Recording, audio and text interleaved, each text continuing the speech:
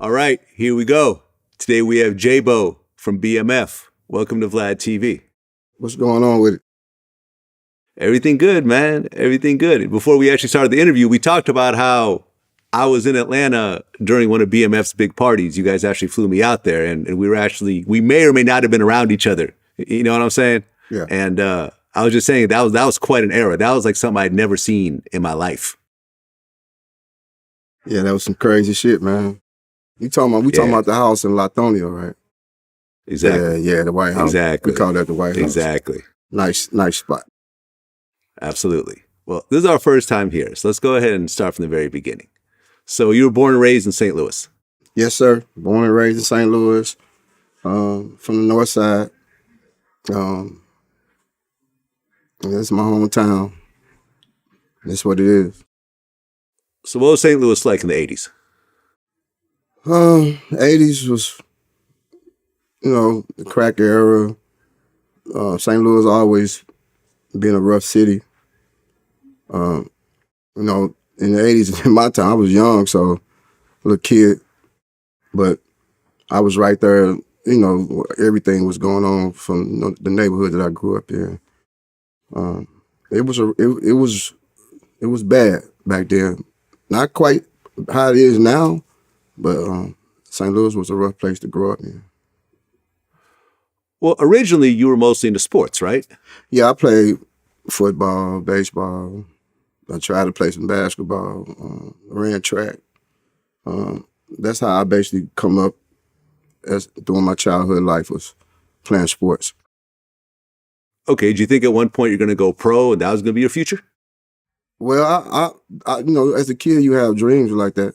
You know what I'm saying? But I was actually, I could have made it to that point. You know what I'm saying? When I got in high school, I was getting letters, for football. I was getting letters from every college you can think of. You know what I'm saying? For a running back, I was that guy, as you say. But yeah, sports was. I grew up on sports, man. I've been to the Junior Olympics and track. You know what I'm saying? Baseball, I just played it just to play, just to stay in shape, I guess. I loved the game. But sports was my life coming up. Okay, so if all these schools are calling you for football, did you end up going to college or you stopped at high school? Well, I never made it to a big college. I did go to the community college because I had ended up getting in trouble when I was, I guess I was a senior in high school or something like that.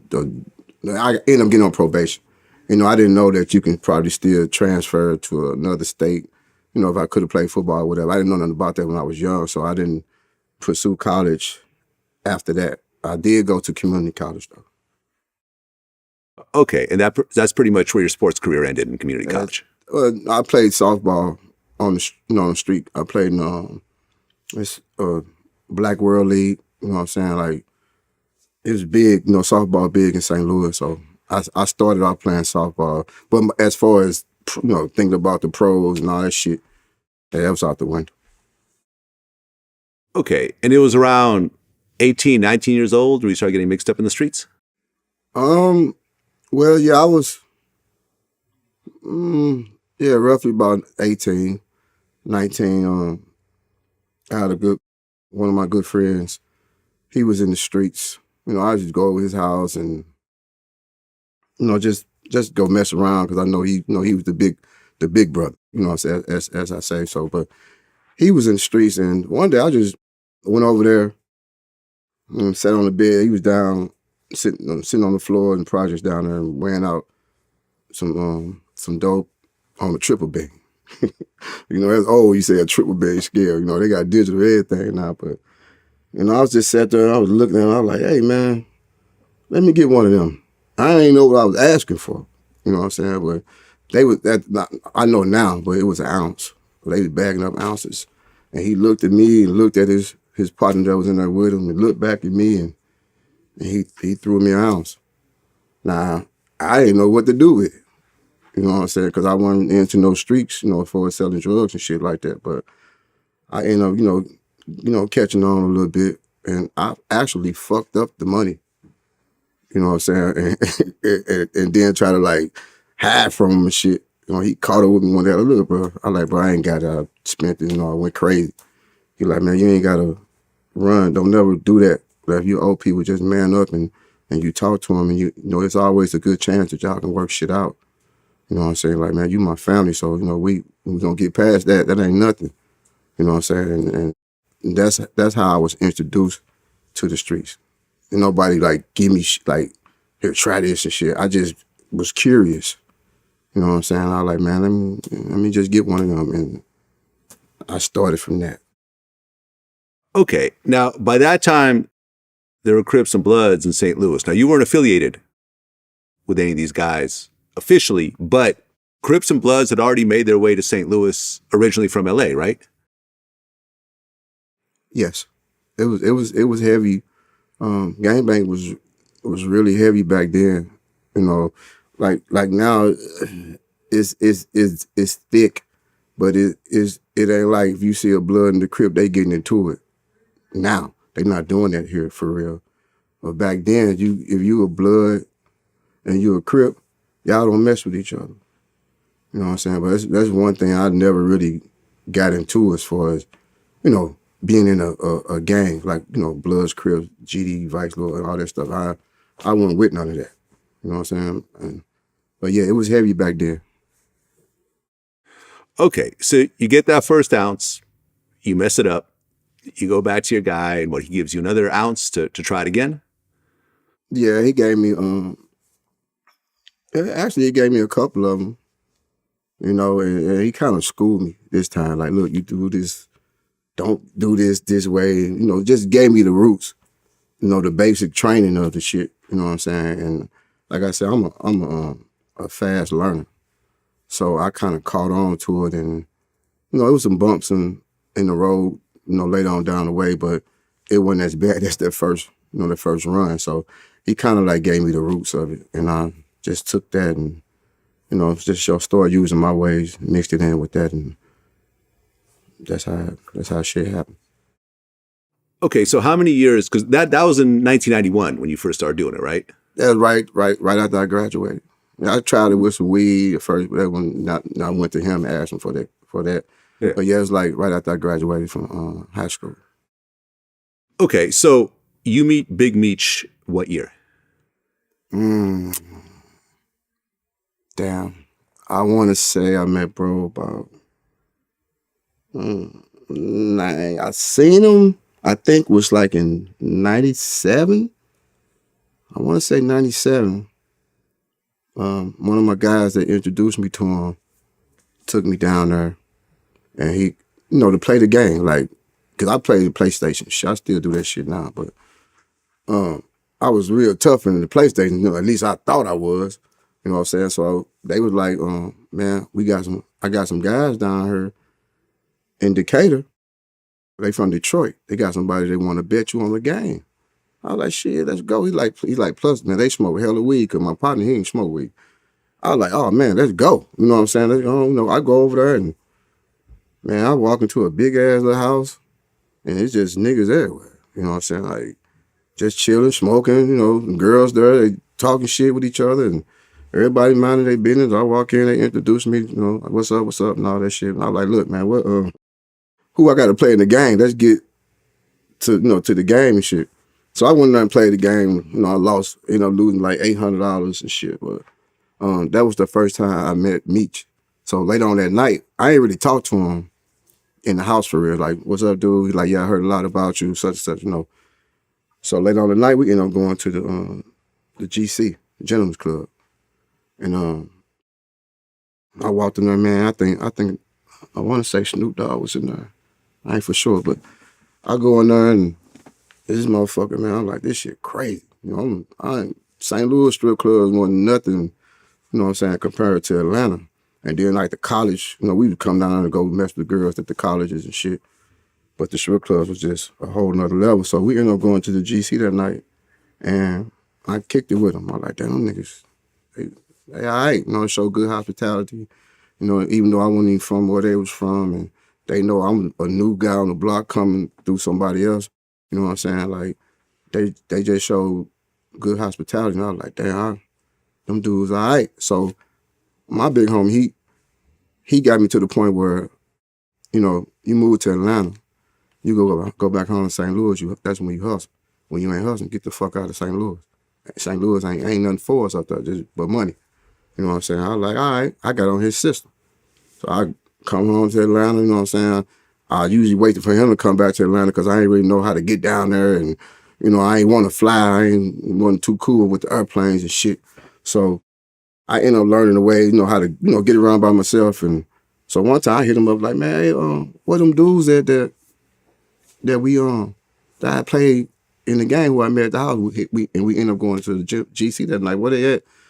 I'm trying to get me some smoke or whatever, you know, fuck around with him because my partner wasn't coming down there. So he ended up hooking me up with him, and I called him. He like, man, yeah, come on through. Went to their little apartment and shit, and they was in there, just, you know, just kicking back like one big old happy family and stuff. And that's basically when I really started getting cool with him, you know. But that's how I first met him, though, like that. Wasn't there a situation at the strip club where some dudes started getting into it with BMF and you stepped in? Damn. Yeah. So that was another night. I'm out with them, and, you know, some guys was violating our space and all that stuff, and then we end up going back and forth and shit, and I took off. You know what I'm saying? Like, I really don't know these guys from a can of paint. I'm just not starting to know them. And I ended up taking off, knocking the dude out, whatever, and getting all bloodied up and all that shit. And, you know, we fighting. We ended up getting off, walking down to the lot, and dude like, man, first take that shirt off, man. Somebody else gave me another shirt to put on and shit. He like, man, bro, you ain't have to do that. You know what I'm saying? Like, you know, that's what's up. We got guys, you know what I'm saying, for that type of shit. You know what I'm saying? I'm going to go. You know, that's what he telling me. I was like, shit, bro, if I fuck with you, I fuck with you. I'm going to go too. And that was, to me, was a plus, you know, in his eyes. You know what I'm saying? For me. You know what I'm saying? Before we even got to any other shit. Like, because I basically was just going down there and just hanging out with him. You know what I'm saying? But that night, when I took off on that dude, and he saw that, okay, this St. Louis cat, like, he ain't soft, you know what I'm saying? He ain't trying to show motherfuckers that he hard, but he'll go. You know what I'm saying? And that's how I really got one cool point with dude. Okay, so you're still going back and forth to St. Louis, and back in St. Louis, you had your own plug, but it wasn't really working out, right? So the guy that I was dealing with up there, he ended up getting locked up. So now, I don't know, I'm probably 5 months, 6 months into, you know, being cool with bro now. And, well, actually just with him. I haven't met T at the time. And I come to him, you know, come down, I'm like, bro, let me holler at you about something. I was like, shit. He's like, what's up? And we smoking. You know, I'm like, man, bro, my guy got locked up. I'm like, bro, I don't know how to ask you. You know what I'm saying? But I'm like, shit, I need some work. Like, I don't know how you gonna take this or whatever, but I you know, closed mouth don't get fed, especially if you hungry. You know what I'm saying? So I like, bro, if you can help me out, you know what I'm saying?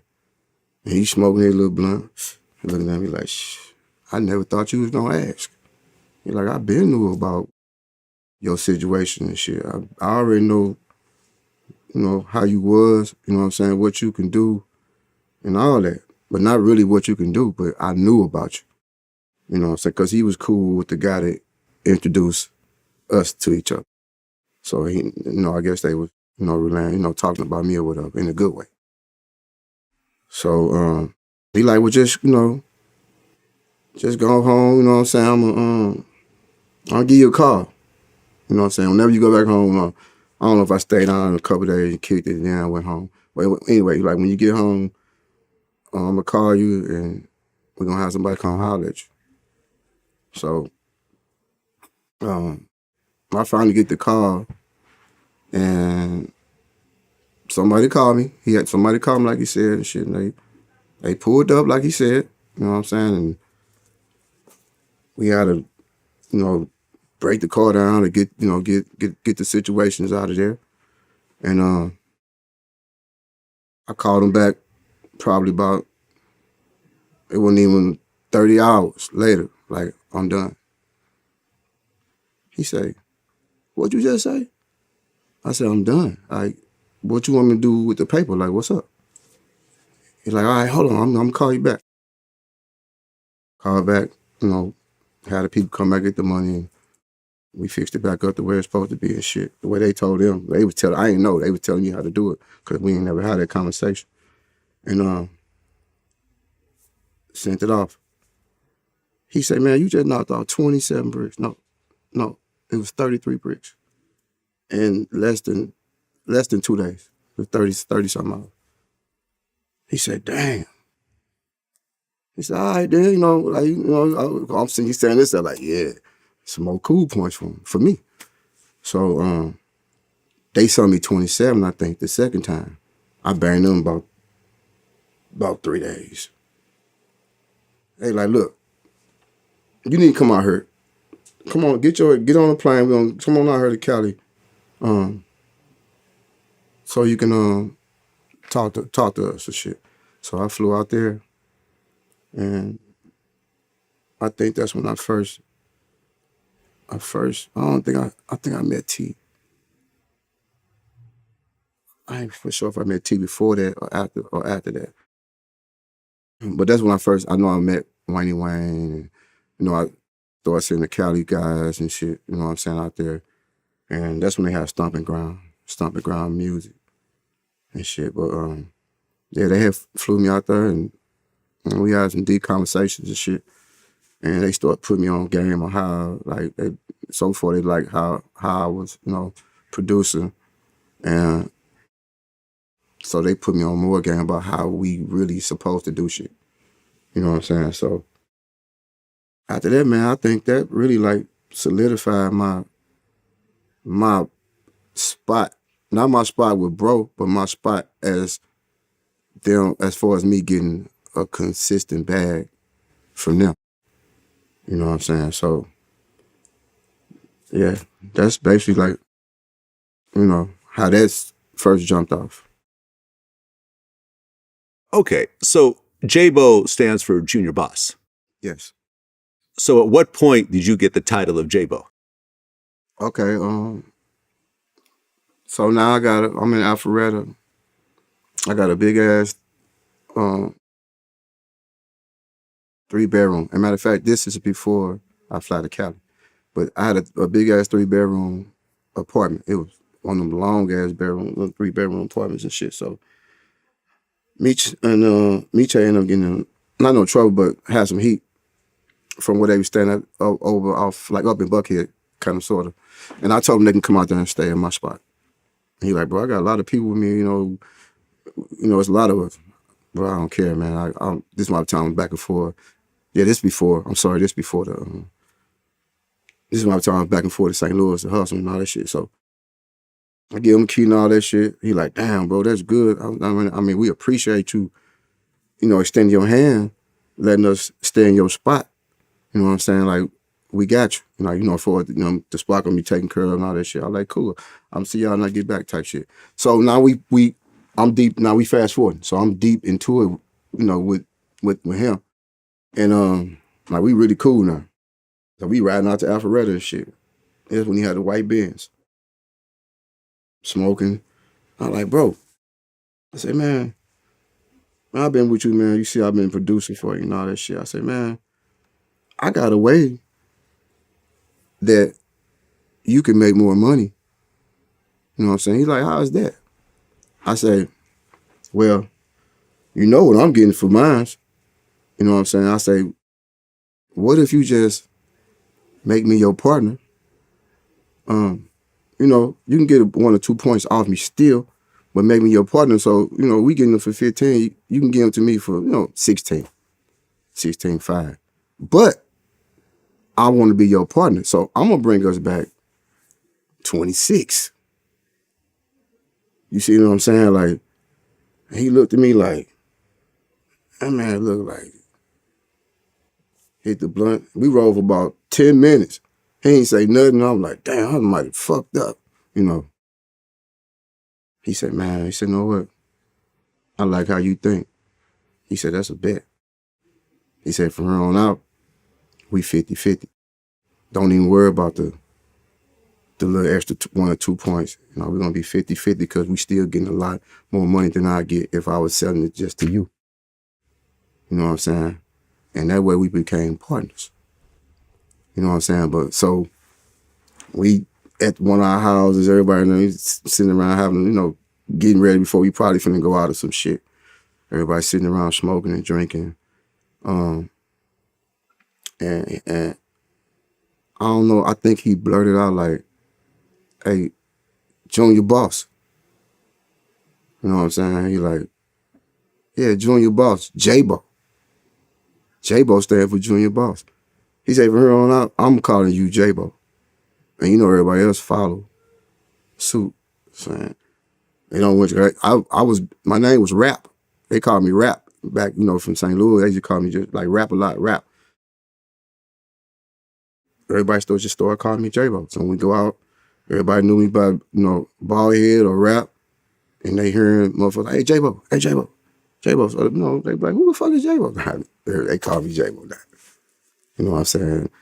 And that's how I became who I am.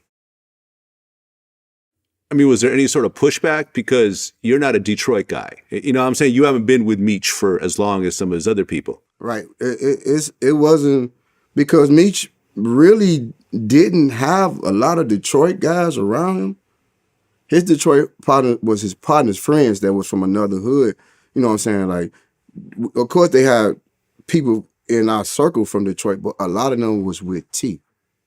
So another thing that I was really good at that he eventually found out was recruiting people. So besides the California guys, you know, Bull, Blue, and Baby Blue and all them, and probably the Alabama guys, I brought everybody else aboard. Damn near. Not everybody, but damn near everybody that was from different cities and shit. You know, even like Ills. Like, I met Ills from going to get some weed from one of his peoples, and he was in there. And you know how you get cool with somebody, then you see him out. And this was the Jersey days. So we wearing like the same jersey, and the motherfucker walk up to him like, hey, J-Bo. Or walk to Ills like, say, hey, J-Bo, walk to me and be like, hey, IP. And we would turn around. So we started calling us twins. Like, we were like, twin, what's up? Twin, man. We started calling each other twin and shit. You know what I'm saying? So, but I was one of the, like, a lot of guys from different cities, I kind of like brought them, not Florida, but not a lot, but 45% of the guys I brought around that was from different cities. It's just all about how you vibe with them. So, of course, I really didn't get no backlash, you know, from Detroit people, because there wasn't really no Detroit people around us. You know, that was in our inner circle. So he told him like, look, this is my partner. Whatever he say, I'm riding with him. So, you know, of course, our guys really didn't. Well, you know, in my eyes, I ain't really see too much of that backlash shit, except one day when you know, before the indictments and all that shit started coming out, we had that Billboard shit. And I'm telling bro, like, look, man, we putting this shit in these people's faces. We got this shit in Buckhead. We got this shit coming from the airport. You know what I mean? People ride from the fucking airport going north, and they see this big stupid ass sign. It ain't stupid. It wasn't stupid, but to me at the time, I'm just expressing my, like, bro, we don't need it. Like, I'm like, bro, I don't want to do this music shit. Like, fuck that shit. We don't do this. Like, this gonna get us in trouble, bro. And he was like, all right, fuck it. Fuck the music shit. We ain't doing the music shit no more. J-Bo don't want to do it. I ain't doing it. So, of course, we in Miami too at the time. So the guys walking around, Blue and, the music guys. But Blue was the main one walking around, pouting, mad, you know what I'm saying? Because I don't want to do what he loved. You know what I'm saying? I seen a whole nother motherfucking picture. He wasn't seeing what I was seeing. And I gave in, about a week. We out and you still see the look, like you see it, like, so I like, bro, I don't want motherfuckers, being mad all at me and shit. But I really don't want to do this, man. But cause he wanted to do the music. I like, man, if you think we can do something with this music shit, bro, I'm like, man, fuck, let the nigga do the shit. And we started back doing the music. You're now a junior boss at BMF. You're partners with Meech. You guys are building up. And Meech, in the documentary, said something interesting. He said that Detroit taught him how to play hot potato with the kilos, meaning that you get one and you get it out of there as quickly as possible. And you say how it was a revolving door. Like, you guys were working out of like 10 different cities at that point, just moving it all over the place. It wasn't just Atlanta. No, it was several cities. It wasn't 10. We probably had maybe 4, 5, and not including the hubs for us. You know what I'm saying? So I guess you would say that's another city too. But yeah, we'll shoot, you shoot a 50 to 100 pack to Alabama. We might pick up 1.5 million and and burn out. We shoot that money back down the highway. At the same time, when we get that money down the highway, we still got to pick money up in Alabama now. That 1.5 didn't pay for that 150. Now, we take this money and you shoot it, go out there and buy you some more. Shoot it to St. Louis. Same thing. Now, okay, they got the money in St. Louis. Pick that money up. We stop in Atlanta, pick that money up, go through Alabama, pick up the rest of that money, go out there and get some more. Now we still got to pick money back up in St. Louis. Well, we shooting another load back to Atlanta now. You know what I'm saying? So yeah, we get them in and get them out. Like the game is hot potato, and when you play hot potato and you progressing in that way, that make you look good in front of them people. You know what I'm saying? So they want to give you more. Thousands. You know what I'm saying? Now you got all this to play with. You know what I'm saying? So,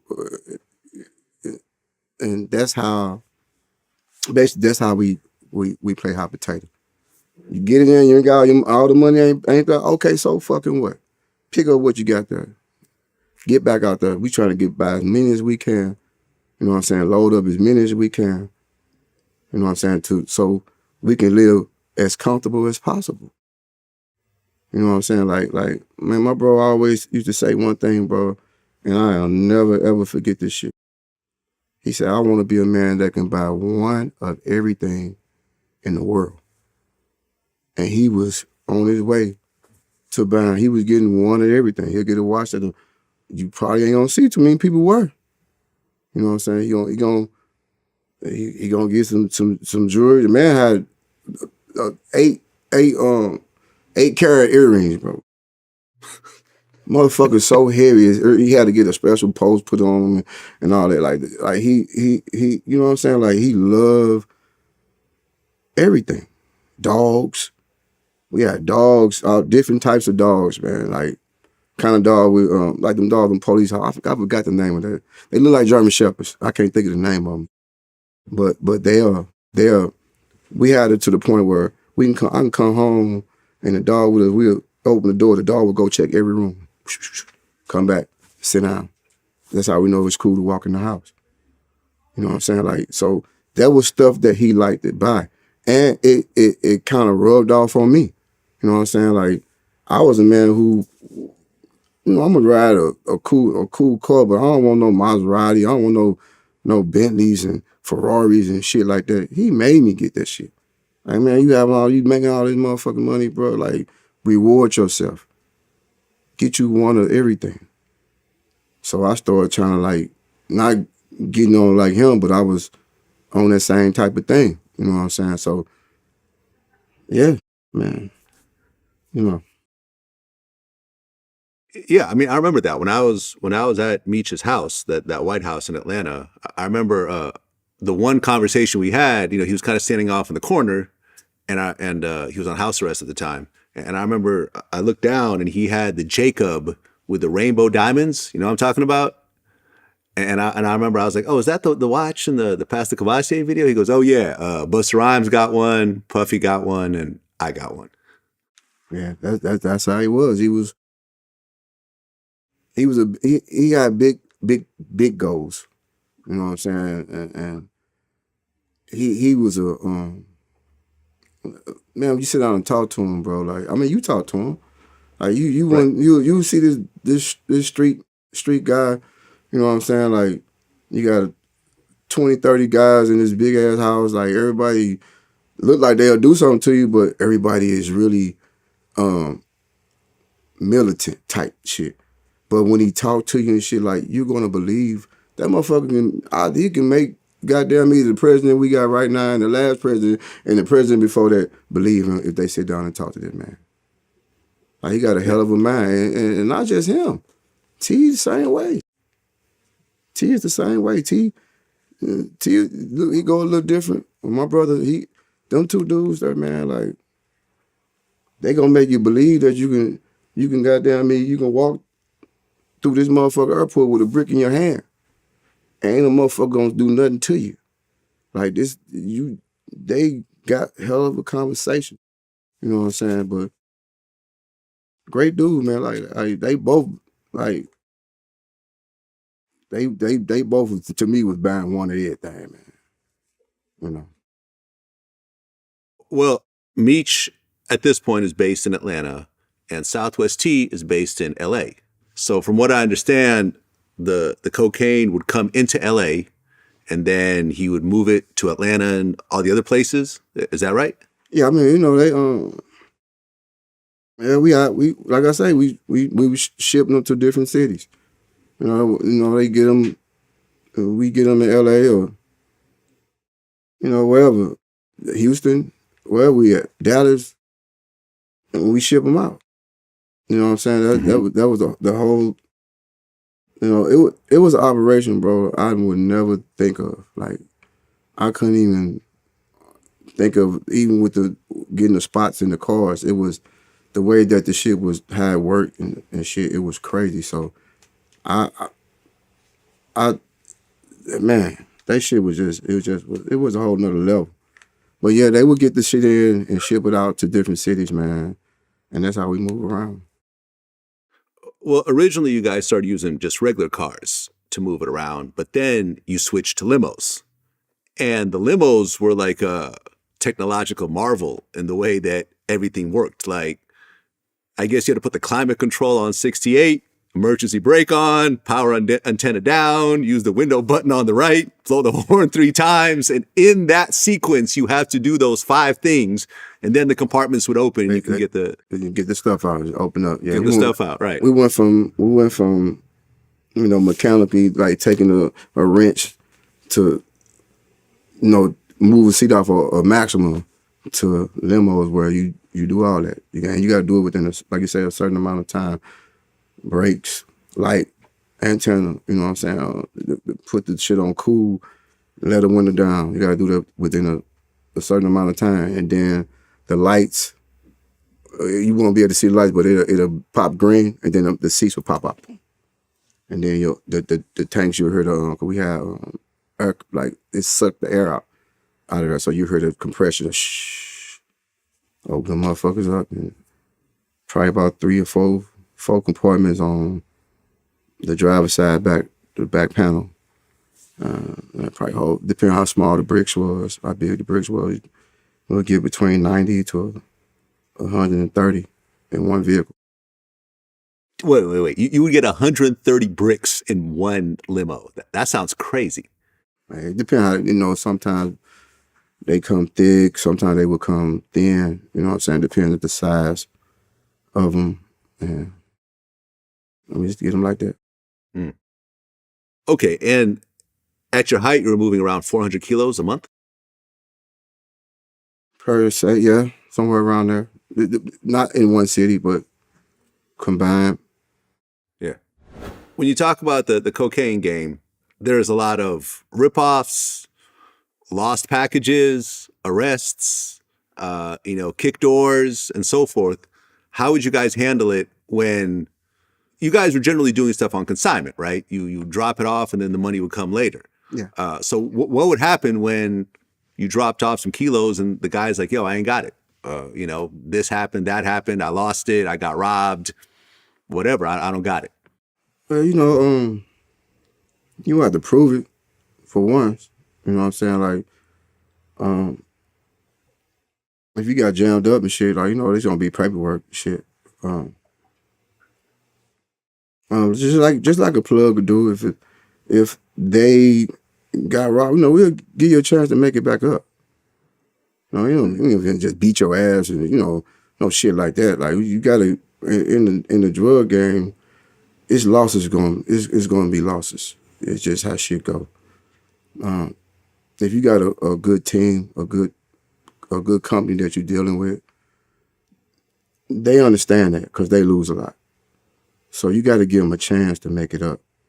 So, it don't, you just straight fucking up and all that, I don't know. But you got to get a chance or two. You know what I'm saying? To try to make it up. And sometimes that shit works and sometimes it don't, and you just deal with it accordingly. But I mean, the thing about Meech was that, when you look at similar type crews, they're usually very violent. Like, the Italian mafia is very violent. But his thing was that he's not going to try to lead with violence the way that other organizations did, right?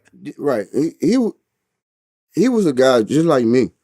He's going to try to see like what's going on type shit or try to stop it before anything. You know what I'm saying? Like, when we used to get into it with people down, wherever we at, it wasn't never our fault. Like, we never, because when we party together, we get in our corner, we get our crew. It can be 100 people over there in that corner.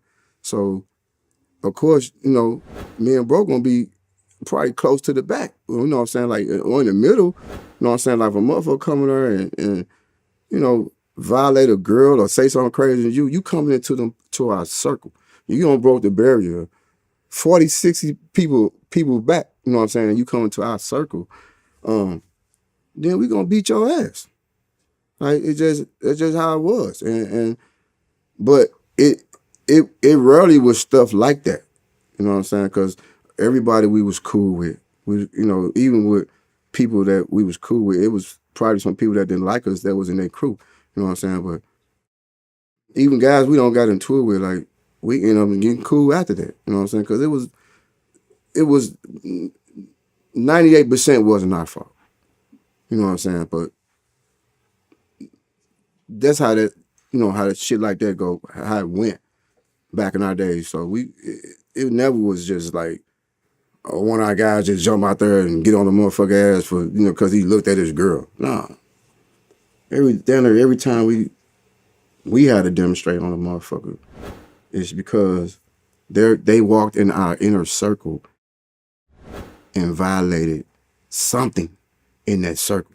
I don't give a fuck if you was an NFL player to a street guy. If you come in that circle and you don't respect what's over there, you're gonna get it.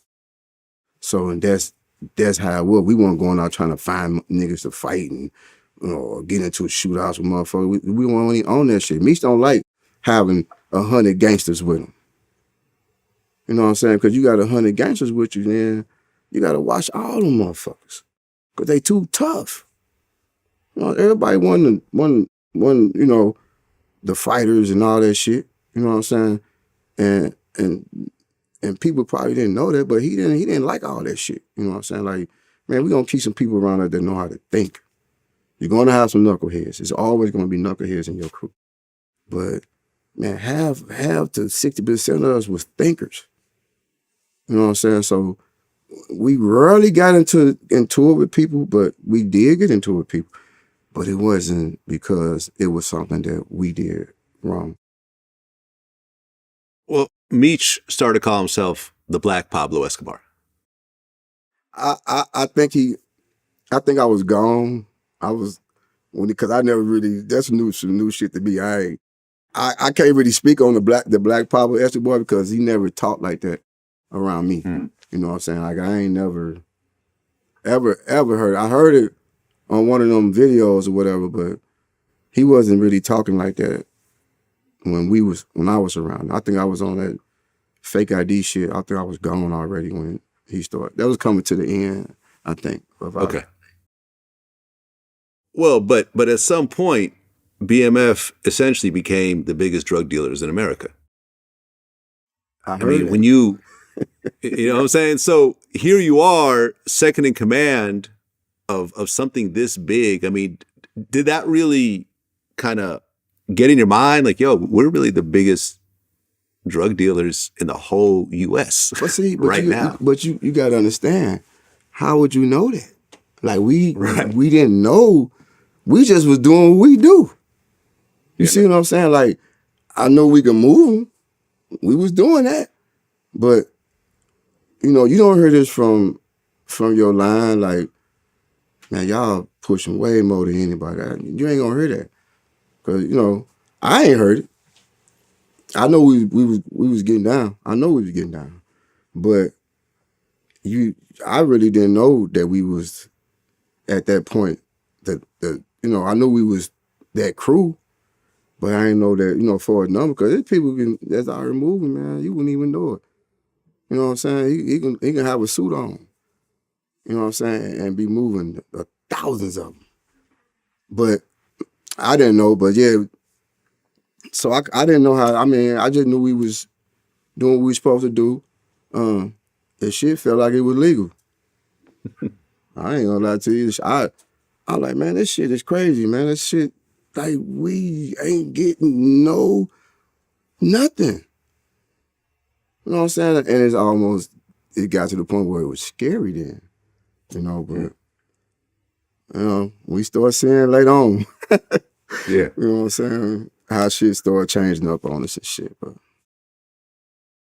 Well, I did an interview with Brandy Davis, who was in a relationship with Magic. Magic, yeah. Who was also from St. Louis. So were you guys close? Yeah.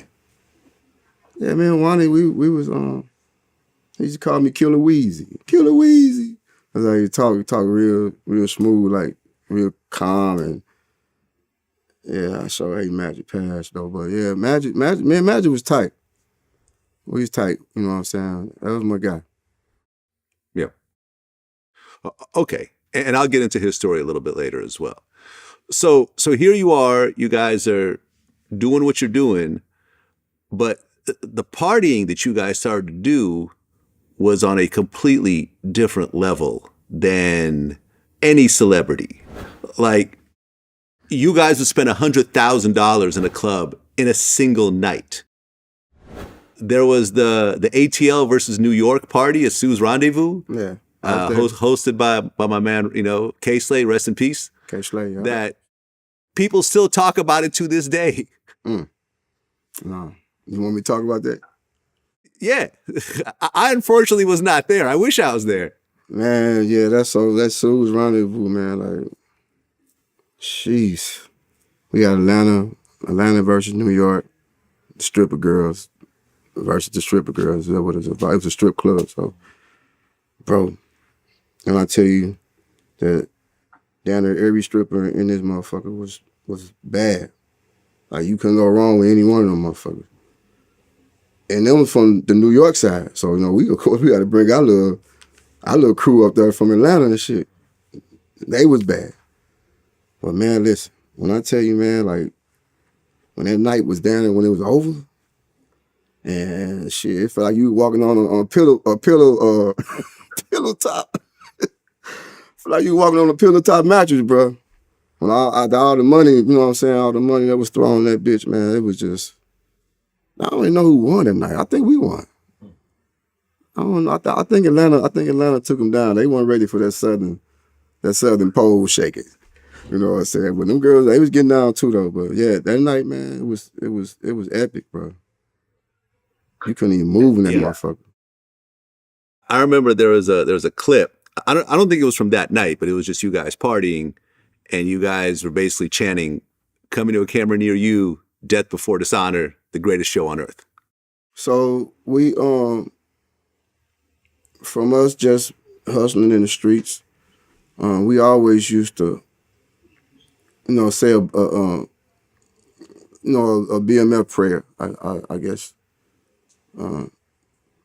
And before we drink. So we all, you know, we don't nobody take a drink or nothing before. And we started doing this in the house. You know, we pour our shots and shit, and Meech was like, look, man, I want everybody to put their glasses up. You know what I'm saying? Don't drink nothing yet. We gotta, you know, bless ourselves for, you know, for even just being here. You know what I'm saying? We know what we're doing. You know, we try to, you know, keep the violence to a minimum and all that shit, but he came up with the saying, you know what I'm saying? I got it tatted on my wrist. It's just a blessing to all of us before we you know, drink up and stuff. So, and it's like, let no man separate what we created from every hood to Hollywood, coming to a ghetto near you, death before dishonor. Death before dishonor. And after us, there'll be no others. And if it is, we got them. You know what I'm saying? So it's been a long time. It haven't really been no others. You know what I'm saying? You know, I got to give it, you know, not for, you know, I don't know, no underworld shit, but like the closest to a crew that I see that's doing it big like we was, is, you know, 4PF now. On a good side, not on no hustling side. No, I don't know nothing about that if they did that shit, but little baby them and, you know, Future them and they little crew, everybody iced up and shit. We all used to be like that back in the day. That's the crew that I see as far as how we used to move. They move kind of sort of like we do too. So, but yeah, it definitely wasn't no others until nephew them blew up. You know what I'm saying? So, and now my nephew, he's definitely doing it in a excellent way. You know what I'm saying? Had a few little bumps in the road, but he got past that. But he's doing, his daddy is so proud of him, man. Like, I'm proud of him. Like, he doing what he's supposed to be doing right now. Well, at one point, Meech launched BMF Entertainment, the music label, as well as Juice Magazine. Mm-hmm. Blue Da Vinci was the only artist on BMF Entertainment, but Jeezy was closely affiliated with you guys. Mm-hmm. Yeah, Jeezy. Go ahead. I'm sorry. Well, I was just going to ask, what was your relationship with Jeezy? Because it seemed like the two of you guys were close. Well, man, you know, Jeezy come around. I think him and Blue had ended up getting cool first, and he started coming around us.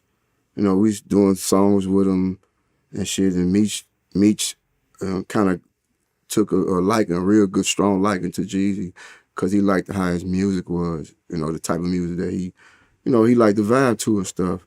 I ended up getting cool with Jeezy. I don't know, just from just being around us. I mean, him got real tight.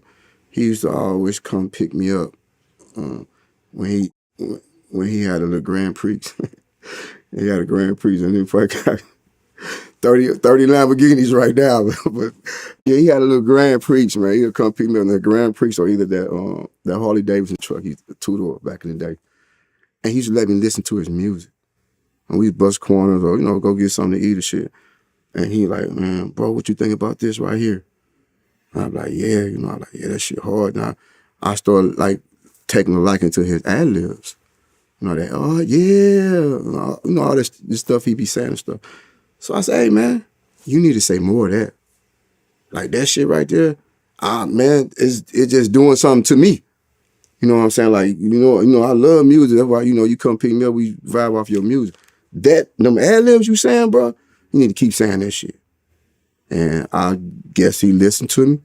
You know what I'm saying? Because he said it all the time. He still say it to this day. His ad-lib was making, to me, it was making the songs, the type of vibe he was making back then, them ad-lib was fitting right in and shit. And that's how, man, he's always just come fuck with me like, oh, man, like, man, listen to this shit, man. And that's how me and him really got kind of close, you know.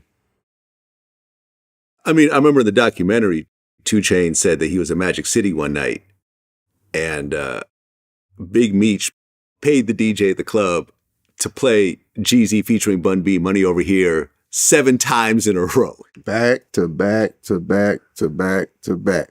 And we kept playing that motherfucker. Man. And not even just that song, like all his records. Every time we come in Magic City, or every time we go to Ten-Ups or Strokers, or, you know, all the strip clubs we used to hit, you know what I'm saying? Bro was paying the DJs to bump bro music. And I really believe that that's how everybody caught a vibe with him. And he you know, got the attention of Puff, you know what I'm saying? You know, Coach K, all of us was, you know, back then it was together, and he just took off from there. Yeah, no, I remember that first Jeezy mixtape was just like, you know, when it hit, everyone just stopped and was like, who is this guy? Because it was so different and it was so like authentic that, and it was just different than a lot of Atlanta shit. You know what I mean? It was just kind of unique. And, you know, Boys in the Hood, I remember I did some interviews around them when they were doing that stuff. But then when he hit as a solo artist and dropped a solo album, it was crazy. And I remember I was watching this interview with Benny Boom, because I guess Benny Boom did one of his first videos, and he was saying how Jay-Z was there. He pulled up in his Maybach, and he had, like, you know, one of the first Maybachs.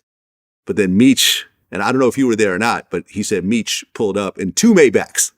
Yeah, I don't think I was at that video. Is that when they went to New York? I think so, yeah. Yeah, I wasn't at that video. That was the video where they did they mimicked what's the movie with Cameron, Paid in Full. Yeah. They mimicked Paid in Full. They was all up in New York. Yeah, I wasn't at that. I don't know what happened up there. I kind of heard about the Maybach situations though. Okay, so Meech is starting to focus on the music shit. And he comes up with the idea to do the BMF billboards. And I remember when I got to Atlanta, I seen these things. I mean, my jaw dropped. And it said, "The world is BMF's," which is kind of a takeoff of Scarface, "The world is yours." Right. But then there was this other billboard, and it was from the DVD. And Meech was there, Blue was there, and you were actually on the billboard, right? That we were sitting at the table. I had the yeah, exactly, with the old white guy. That was that actually was a photo shoot. I had a birthday party in Miami. Man, crazy birthday party Hannah set up for us. It was like a 3-day event. So we ended up doing that photo shoot while we was down in Miami for my birthday. To make it, you know, to let people know like this label is for real. So it was making us look like we was signing a deal. You know what I'm saying? So that was the whole look of that particular photo shoot. To, you know, once we put the pictures out or whatever, to make it look like that we're a legitimate label and we're trying to get these other big labels to come talk to us. So that was the whole thing of that particular billboard. Did you know that your face was about to be on a billboard in Atlanta? I didn't know before it actually happened. I didn't know. But once I found out, I found out the reason behind it. Like I said, I didn't like the billboards. I was opposed to that shit because I knew what was at stake. And it wouldn't look good for us to smack these the feds, in the face, telling them, fuck y'all. We running this shit. That's what I got from the billboards. I wasn't getting, we trying to promote our label. I got that from that one particular one with my face on there. But in the whole, I felt that it was the right move for if we was just strictly at the time doing music. It was the wrong move because at that time, motherfuckers, they already know that we, they getting wind of shit. So now we just saying, fuck y'all. I ain't like that shit. I told bro, like, bro, I don't like, that's when I told him about the music shit, man. Fuck that music shit. Man, we need to take that shit down, bro. Like, man, I got a bad feeling about this. And that's when well, yeah, right, because I mean, Southwest T, he lost his shit when that happened, and from what I understand, he demanded that Meech take down the billboards, and Meech refused. Yeah, he refused because at this point they at the point where you can't tell me what to do, say, or none of this shit. Like it was kind of like it was fixable because it got fixed. Later on everybody cool, but it was at that time it was unfixable. So they couldn't tell each other what to do. That's gonna make them do it. You see what I'm saying? Like it was at a point like that. Okay, and after that, you said the problems began to start. And the DEA started to follow you guys around, and you started to actually notice, like, okay, we actually got a lot more heat on us because of these billboards. Well, little shit been happening, has started happening. Might lose 20 bricks or, some shit like that. So the heat is building up, but we really not really knowing it for real, that the heat was building up. So one day we had visions and Meech and them standing up on a bar. It's a bar, but then if you drop down, it's the dance floor. So we up here on the bar on the cross in the back part of the vision. And I was actually standing down on the floor. And he looked back like, Beezy, come up here. I'm like, man, I'm cool, bro. I'm gonna stay right here. I'm like, man, come on up here. So I like, fuck it. Bro said, come up there, I'm going. I went up there, stood on the bar, I'm chilling with him, we talking and shit. So I'm just looking around, but I'm bobbing my head. I'm looking around like, I see like 5, 6, 7 people just drinking beers. All different races, black, white, Asian. It's just, they drinking beers, but they drinking beers standing in the middle of the dance floor with people dancing all around them and they just looking at us, drinking beers. So I hit bro like, hey. I'm like, bro, just glance through the right in front of us on the floor, and it's like 6 people looking at us. They not dancing nothing, bro. Like I'm whispering it to him like, they ain't dancing nothing. Like he look at me, he like, man, fuck him. He started gangbanging on him. I said, hey man, I'm finna get down. You know what I'm saying? So I got down off the sand. I went back in the corner store smoking my little blunt in the corner with the other little homies and shit, man. But that day right there, I knew we got a problem coming. You know what I'm saying? Man, it came. Well, then a series of events started to happen. Doc Marshall, who is essentially the CFO for BMF, he was laundering a bunch of the money for you guys, and he was working with both Meech and Southwest T. A home invasion happened, and he ended up killing the guy who was the home invader. When the police showed up to investigate, they found a kilo of cocaine and all this paperwork about how the money was being laundered. There was a luxury car company put in other people's names and so forth. And that was going to set off a really bad set of events. Were you guys aware when Doc got busted and what was happening? We ended up hearing about it, Actually, I want to say somebody called I think we end up hearing about that though. But even when that happened, it really wasn't nothing yet. You know what I'm saying? Like, okay, that was a bad thing that it just happened. You know what I'm saying? Like, but they got, he had all the paperwork, and Doc worked with nothing but girls. You know what I'm saying? So you got all them girls, and it just like if you was a thinker, like if you had, ESP or some shit like that, you would have backed up away from Doc because you got a bad formula. To me, it was a bad formula with working with all them girls like that. You know what I'm saying? Like something bad was gonna come out of that. But nothing had. I think his brother got locked up for that or some shit. I ain't too familiar with that situation, but I don't think nothing really jumped down right after that happened. Yeah, not yet. Not yet. Not yet. And then there was a situation at Club Chaos. So you guys were hanging out. Were you actually there that night or no? I was in St. Louis. No. Okay. So Meech was there. His bodyguard was there.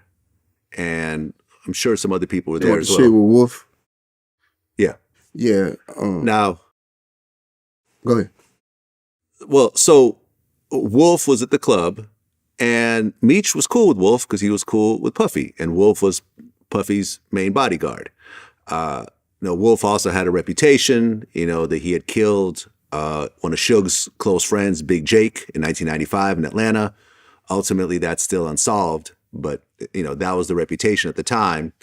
And I guess Wolf's ex-girlfriend, I guess her name was China, was hanging out with Meech. And Wolf, how you're talking about, violating the inner circle, he kind of pushed through everyone and kind of mushed her in the face in front of Meech. Yeah, like I said, I wasn't there that night. I heard bits and pieces of it.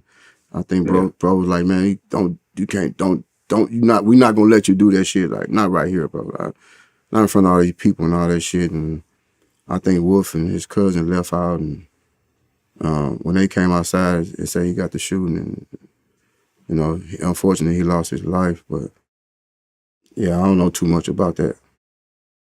Right. Well, Wolf and his friend Riz were out there. From what I understand, they were leaning up against Meech's car as a sign of disrespect. And then when they came outside, Wolf and them started shooting first. There was return fire. Something like 50 shots went off. Meech got shot in the ass. Yeah, and Wolf and Riz ended up losing their life. Wolf and Riz ended up dead. So, go ahead. Well, when Meech got back to the house, he realized he'd been shot. So he checks himself into the hospital. Police connect the dots. And suddenly, Meech is now charged with double murder. Yeah. Unfortunately, man, I just even hate that shit happened like that because everybody was cool. You know what I'm saying? I don't know how they lost their lives. You know what I'm saying? Like, but shots was returned. You know what I'm saying? But yeah, bro, they say he ended up going to the house and he, like, damn, my ass itching or some shit like that, and he fell back there and he had blood. So they took him to the hospital, and they eventually came. The detectives, they're gonna come talk to him when somebody gets shot anyway. So when they came and talked to him, I guess they ended up charging him with that because of who he was and because of the whole investigation situation. You know what I'm saying? So Right. So now Meech is charged with a double murder, but he's out on bond and he's on house arrest. So now he's at the house, at the White House in Atlanta. And the house was actually in Southwest T's name, from what I understand. That's not true. No? Okay. No, he ended up going to his sister's house in Snellville. Okay. It was over there by Strokers. Is that Strokers off of 67? It's off 285. Strokers is just right. I think that's Strokers. One of them strip clubs. Not Jazzy T, it was Strokers. So it's a little bit past Strokers, and he ended up going there for house arrest. Okay, you're right. And the DA ended up getting warrants to try to search the house for the murder weapon. They didn't find it, but they did find a whole bunch of handwritten drug ledgers, which I guess were T's ledgers. I think it's, you know, we got some stuff crossed. But yeah, when they did go in there, they did find the ledgers. I don't know. I want to say it was from T. I don't know for sure. But they did find some ledgers and shit in there. Got it. Okay, and it was around that time, you know, I was a big mixtape DJ. I just dropped the Tupac Rap Phenomenon mixtape. It was like the biggest mixtape, in the world at that point. And I think Blue Da Vinci was a fan of this mixtape. So me and a bunch of other New York DJs were flown out to Atlanta, and I got to see all this firsthand. I got to see the billboards. I was invited to the party with the BMF ice sculptures. I drank Cristal for the first time. You guys were handing out Cristal bottles like they were flyers. Was this Meech's birthday? I don't think so. And one was the giraffes and. No. That was a different party. Okay. Right. No, it was. There was a bunch of girls with like body paint, but it wasn't like the animals and all that. That was, I think, a different party. And I remember me and Blue started to get cool that week, and he invited me to Meech's house, where he had it was like the 488 Spider Ferrari with a see-through engine, and I was just hanging with all the BMF dudes, and I was smoking blunts and drinking, and it was a cool vibe, man. It was really, I know my man Cavario basically said that BMF was selling family, and I got to really experience that. It was like, here I was, a total outsider, a white kid from the suburbs, and I'm being accepted into this crew, and smoking, drinking, eating. His mom was there, I think, cooking, and it was a very dope vibe. And that was the night that I got to speak to Meech. I asked him about the watch, and we had a kind of a quick conversation, but he was very kind of low key, just sort of in the corner, scoping it all out. But everyone was cool and friendly. There wasn't a bad vibe at all. That was at the White House. That was at the White House right there. Right. Yeah. I remember that night. I was there. Okay. Yeah. So we probably saw each other, but we didn't know each other. Yeah. Yeah. And I remember, I think afterwards, I was invited. You guys rented out the penthouse of I don't know what hotel it was. The Westin? The W, probably. Yeah. And it had basically all the girls from Magic City were there. And I remember, I think I was actually in the Raw Report DVD. They were filming me when I was in there. It was some shit I'd never seen before. Let me tell you. It was, I think Lil C's was with me. I think Fabulous and Paul Kane was around.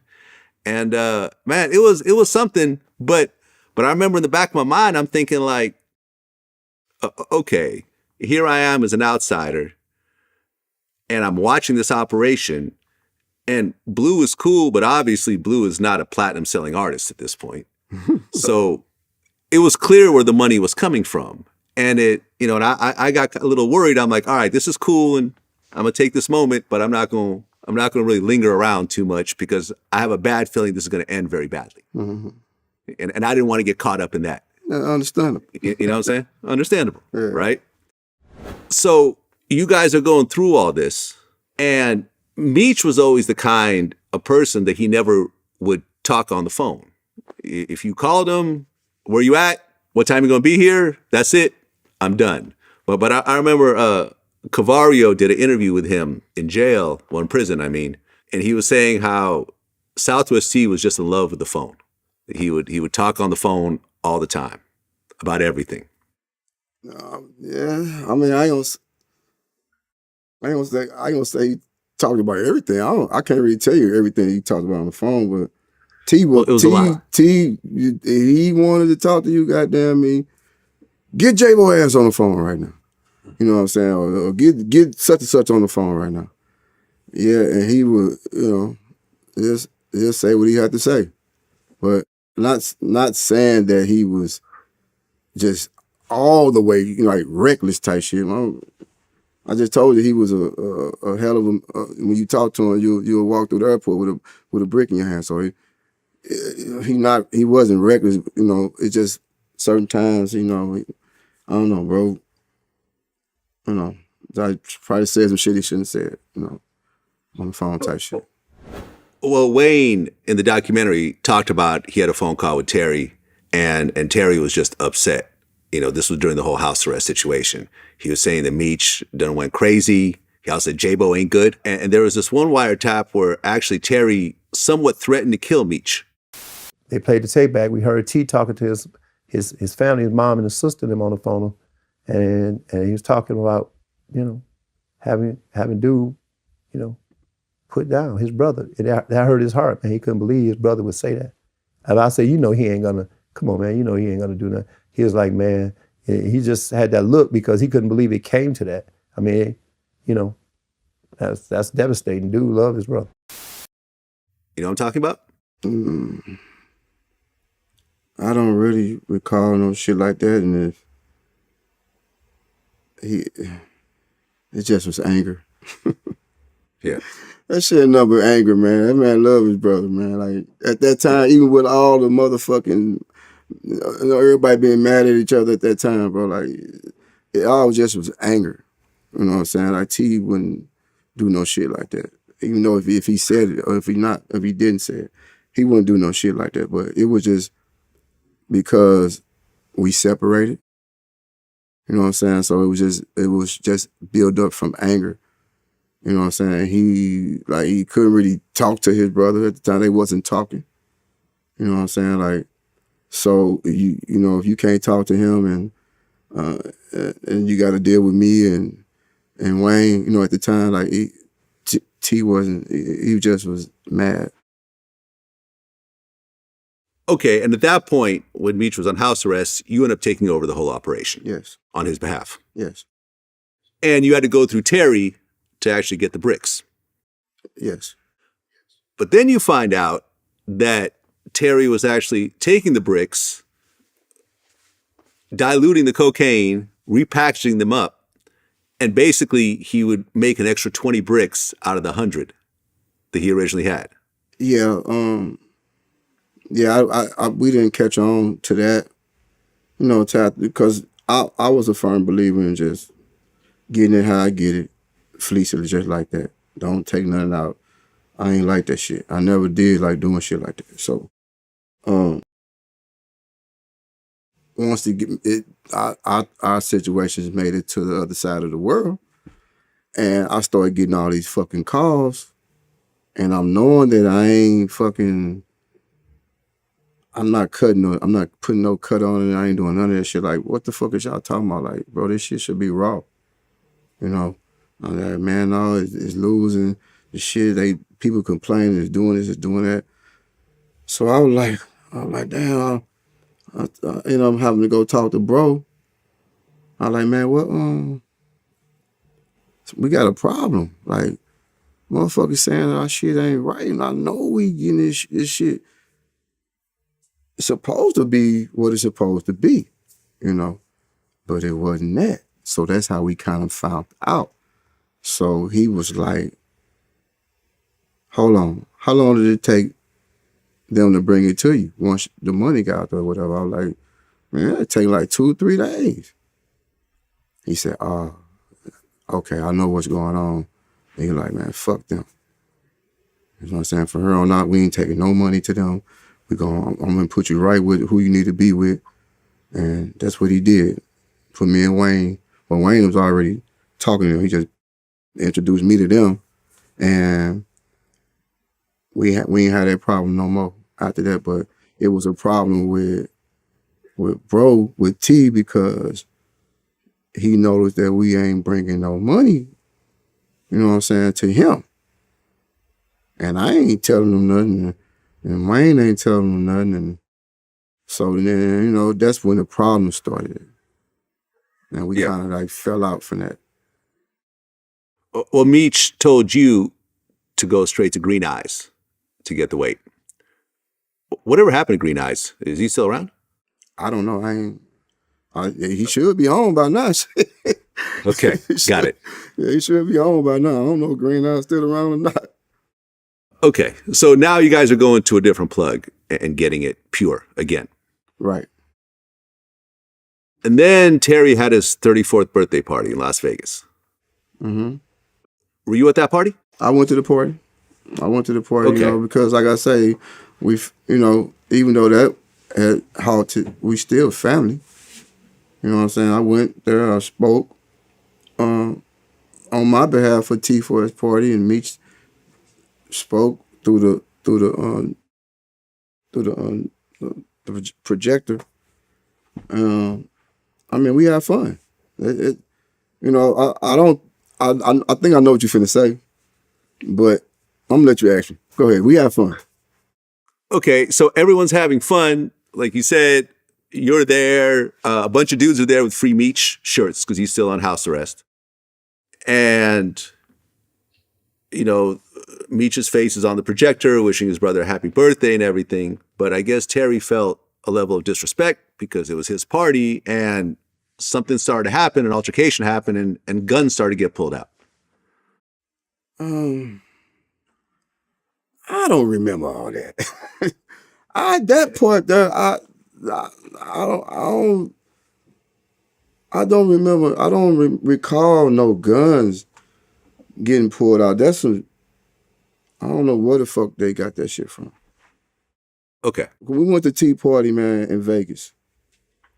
We had fun. T didn't get upset because Meech was on the projector. He couldn't be there. You know what I'm saying? So he giving his brother a shout out for his birthday. Now, after that, I keep hearing this shit. Like, I don't even remember us getting into it because of that. I don't remember shit. And it definitely wasn't no guns drawn. Okay, fair enough. Yeah. I want mean, to clear that up. the documentary said that, but who knows? Man. Maybe that information's wrong. Fair enough. Well, the charges ended up getting dropped against Meech. No one wanted to testify. He had no gun residue on his hand, so they had to drop the charges. They cut off the ankle bracelet. So now Meech is finally free again. And to celebrate his freedom, and I remember Jeezy talked about this in one of our interviews. Some people, when they want to fly out a bunch of their friends, they rent a private jet. Mm-hmm. Not Big Meech. He rented a whole 747 commercial airliner. And he flew out, in Jeezy's words, every rapper, stripper, and promoter from Atlanta to Mexico. We went to Cancun. One time, this motherfucker called me and said, "Yo, Jeezy, we going to Cancun." I said, "Who, Meech?" "We." "Who the fuck is we?" "Everybody. Call everybody you know.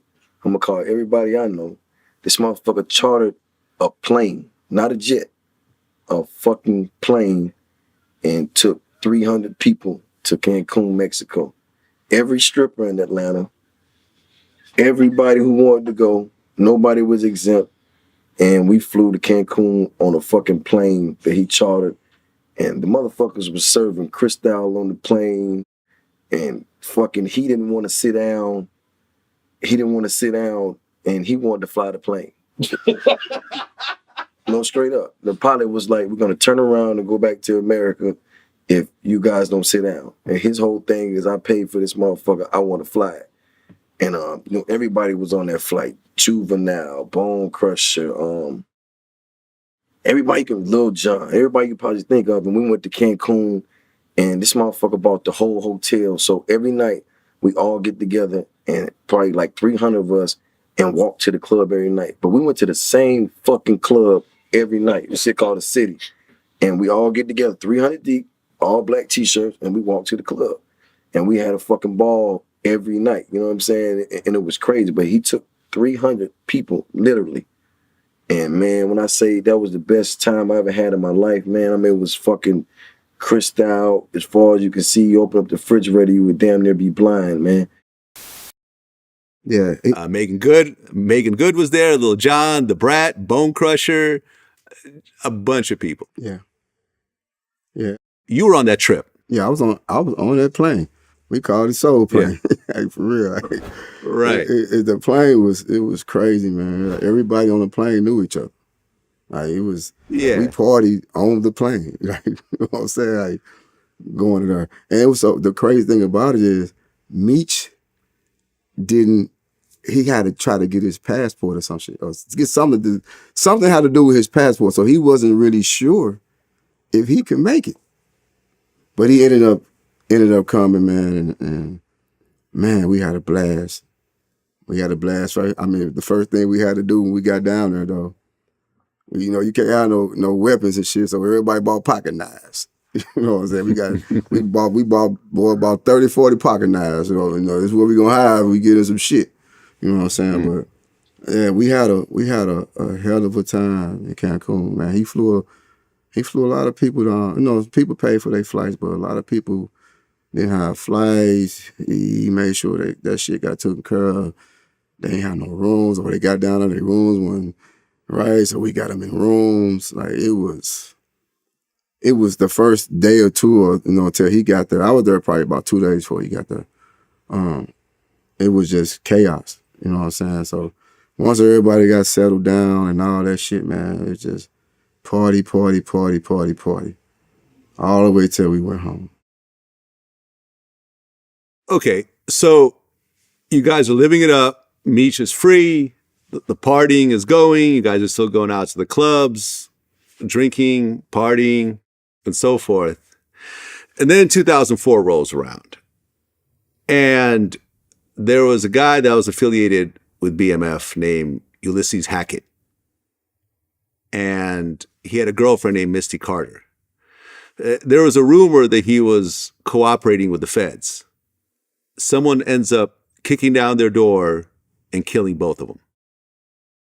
And at that point, law enforcement started to somewhat take that personally, because now you have a girl that had nothing to do with this operation getting killed.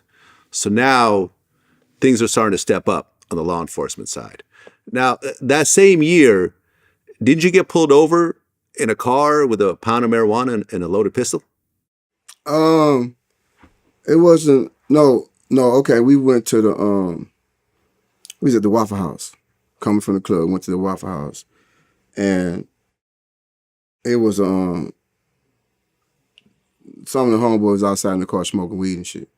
We was up in Buckhead, and somebody called the police and jumped down on us when we got ready to leave. It was a gun in there. It was probably like not even an ounce of weed. You know what I'm saying? And they ended up locking all of us up. And you know, we bonded out. Some of us bonded out before the other, you know what I'm saying? But they ended up, they didn't charge me with nothing. I didn't get charged with none of that shit. But I think they charged Big Cuz and somebody else with that. But they ended up beating the case, though.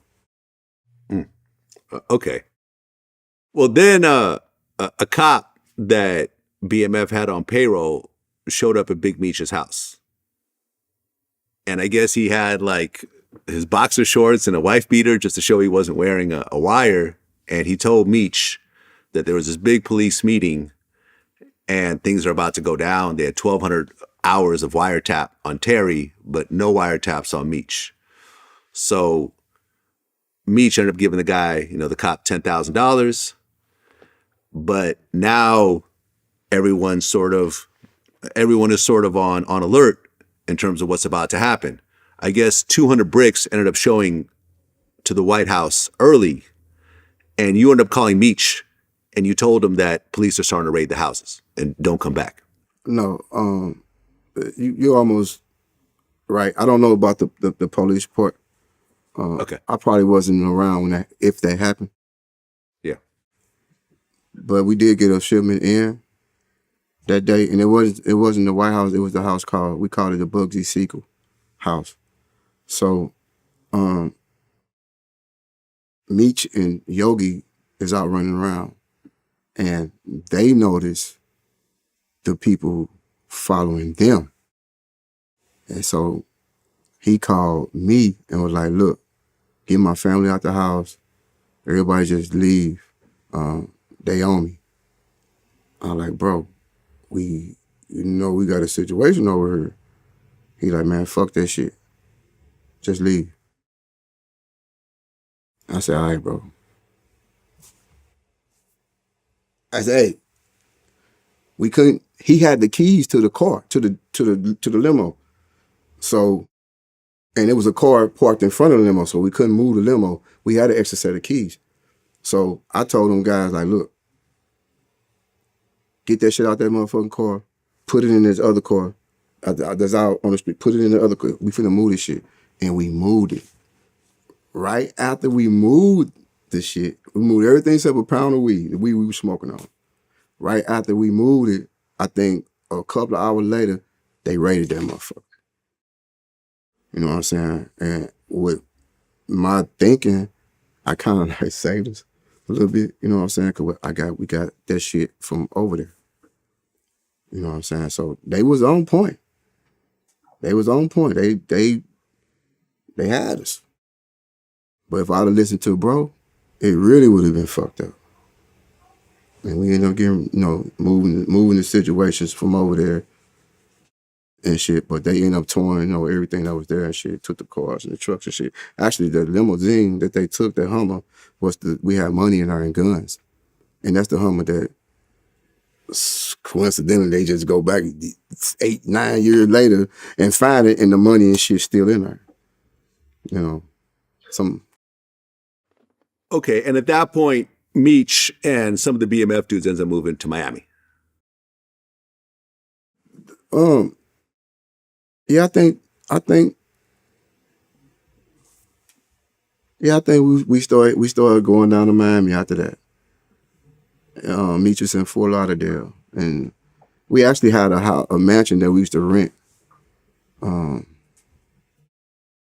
from this super. I want to say he was a super producer or some shit. I don't even know the name, but the house was nice. It was in the Coral Gables, so we was staying there renting that house, $30,000 a month. Meech had his family up in Fort Lauderdale, or we might have an Airbnb, a rental house. They weren't call it Airbnb back then, but just a house they just rent out, a vacation house like we used to rent out down on South Beach. We'd be there. Well, one of the guys in BMF, O-Dog, Young Jeezy actually mentions him in the song Air Forces. He said, and you already know, dog, 745s back to back, me and O-Dog. You knew O-Dog. Yeah. You guys were close? It was cool. You know what I'm saying? He was always cool, Yeah.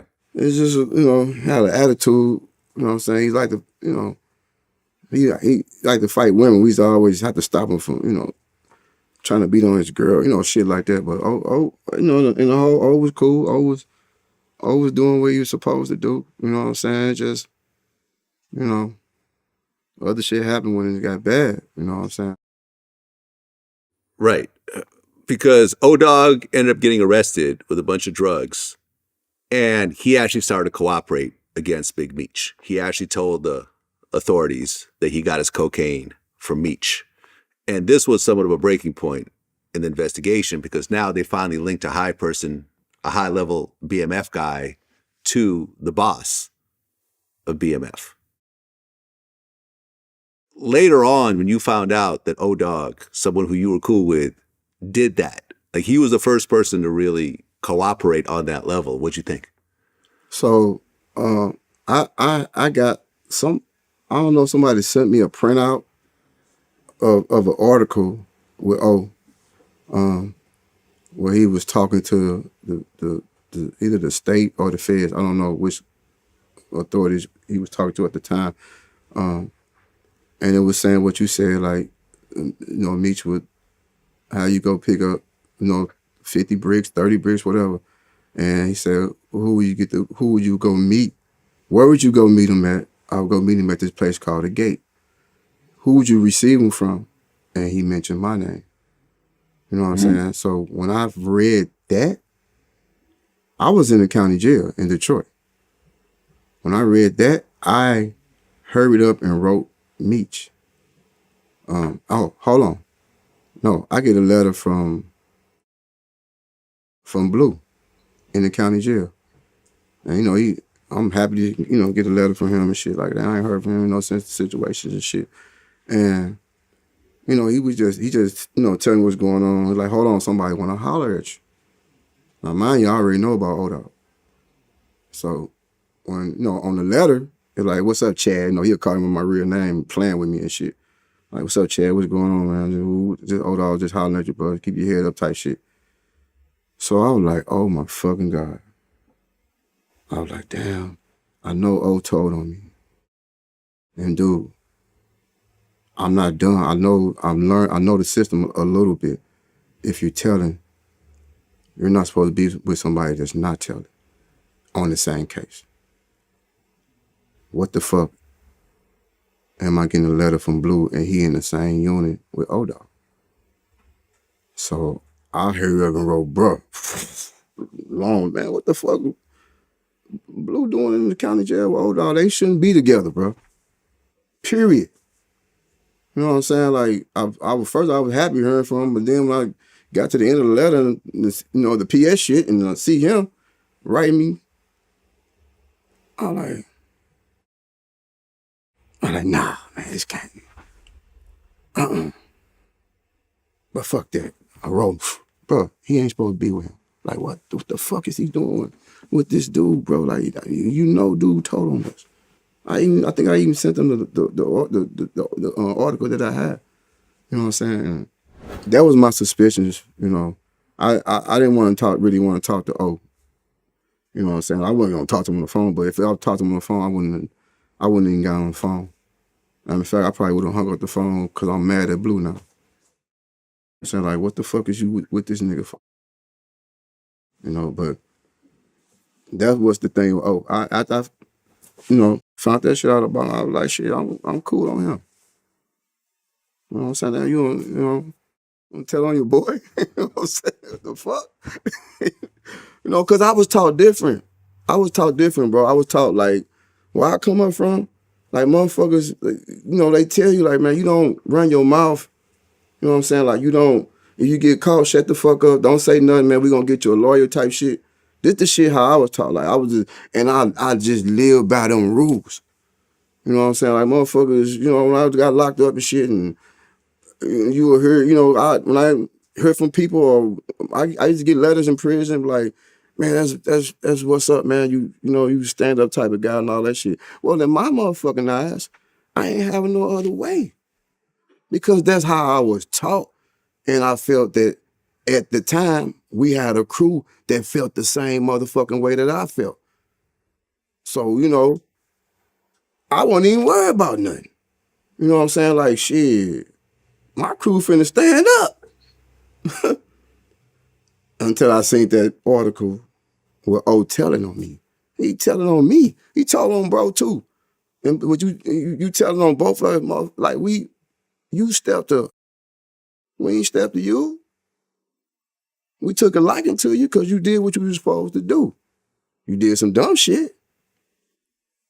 And the dumb shit, a lot of that dumb shit you did by beating up motherfuckers, fighting in the clubs and shooting inside clubs and shit, really got you hot. That's why them people was on all, and they saying you fucking with us. That made it a whole lot worse. But you did a lot of dumbass shit to draw them to you.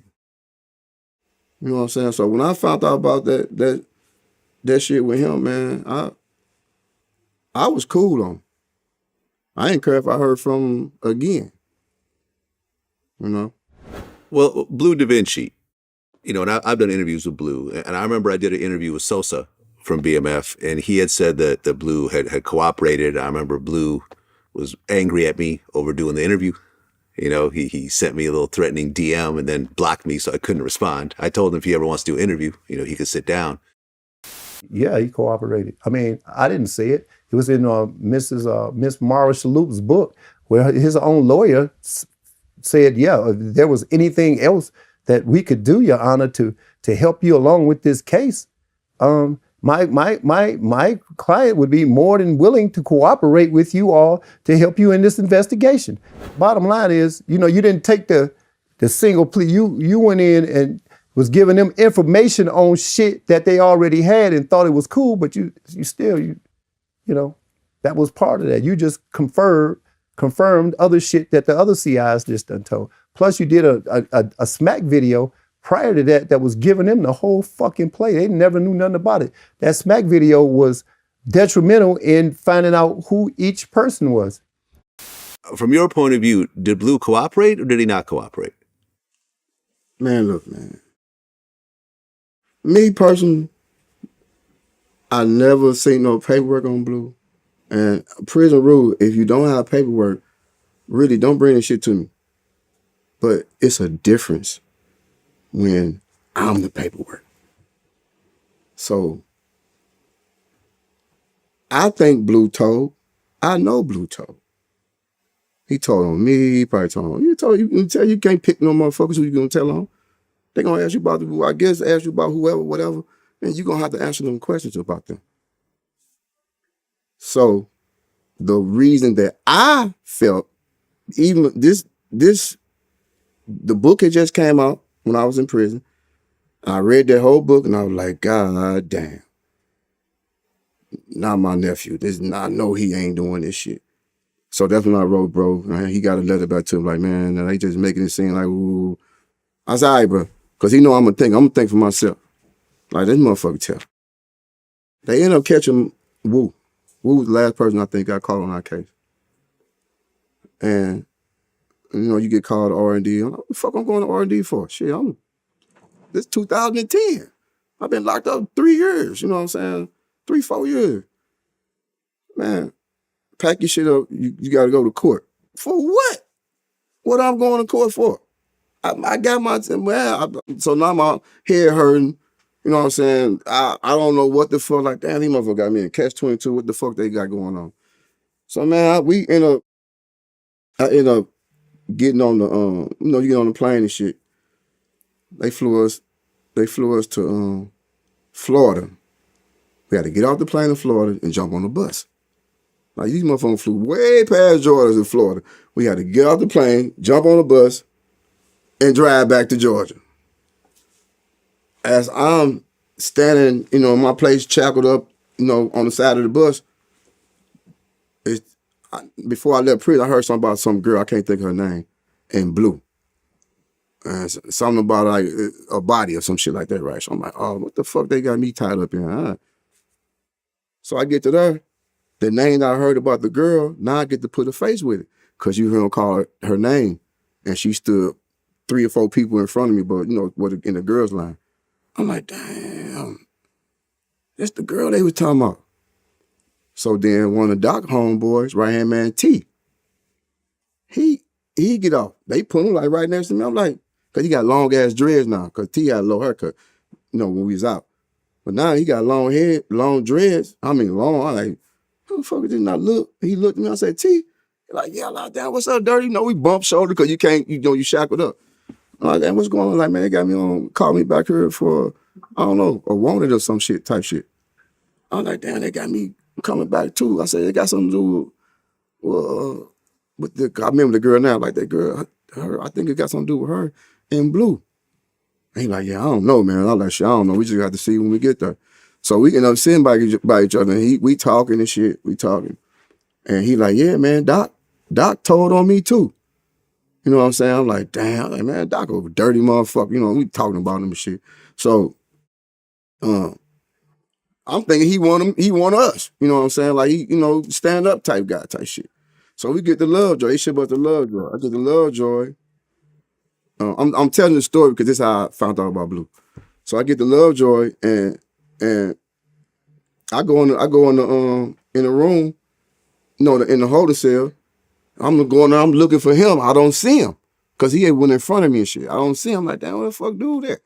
I'm like, fuck, I'll probably see him when we go out and get our clothes and shit. So when I go out and get my clothes, they like go down to the next room and you gonna go in the next room. So when I walk in to the next room, I look to the left, the next holder cell over, and T sitting right there. So I look, I say, damn, bro, like, you too? He put his head down, like, I said, damn, this shit crazy. What the fuck going on? So, man, I finally make it to my cell. I'm just fast. I finally make it to my pod. It's 2:00 in the morning. I'm tired. We've been there since 10 in the morning. I'm tired as a motherfucker. So I get up there, my cellie, he sleep. I'm making my bed up, like, talk cursing and shit. Motherfuckers, like, got me at 2:00 in the morning. I could have been in this bitch. Man, 2:10, Brown, pack your stuff back up. Oh, man, I lost it. What the fuck, man? Y'all got me wounded. You know what I'm saying? I know I don't even talk bad to CO. I give them their respect, all that shit. But this night, I went off. Like, man, what the fuck? Like, man, you got 13 separate T's against you. I said, what the fuck that man? Is there any of them in here? He said, this is the key thing right here. He said, there's none in there, but you can't see them. You know what I'm saying? So, like, if somebody walk into wreck, I can't be in the window. You know, motherfucker, I see your ass. That's intimidation. So they had to put me in the hole. So they threw me in the hole, but it was a non-disciplinary issue. So I can get on the phone, like they'll wheel the phone to your cell. You know, I can order commissary and all that shit. So now they take me to court, right? I go to court. I'm down in the holding cell. It's a dude down on J-Rock no case. He like, man, it's one of y'all guys in the cell with us. He's saying, you know, every other word, cuz, damn, cuz this, cuz, you know, Blue was a Crip. So he like, but he got I'm like, that sound like Blue. Like, I thought he got braids. He like, no, he got a low haircut. I said, nah, Blue got braids. I said, I don't know who the fuck that is, bro. He probably just talking shit. I don't know. So they come to give me 5-something in the afternoon. I'm there early in the morning, all day. They come give me 5-something in the afternoon. When I walk out down to the office, it's the fucking marshal, the agent, Harvey. It's Harvey and it's the black agent with him. He like, hey, Mr. Brown, I'm the agent Harvey. And he stuck his hand out. I'm like, when I was sticking my hand out, he said, Agent Harvey. I was like, oh, I shook his hand like, damn, what the fuck? I like, what's going on? I thought I was gonna go to court. He like, I just need you to come with us. So, man, we go up the elevator, get off the elevator, walk through the lot, up the hill, through another elevator, some trash. I'm like, man, these motherfuckers finna do something to me. Like, man, where are we going? Like, just bear with us 1 second, Mr. Brown. We almost there. So we end up walking into an office. I walk into an office. It's like 9, 10 motherfuckers. The district attorneys. You know, it's probably some agents and all that shit. And so I walk in like, hey, what's going on? I thought I had to go to court. Well, what am I doing in here?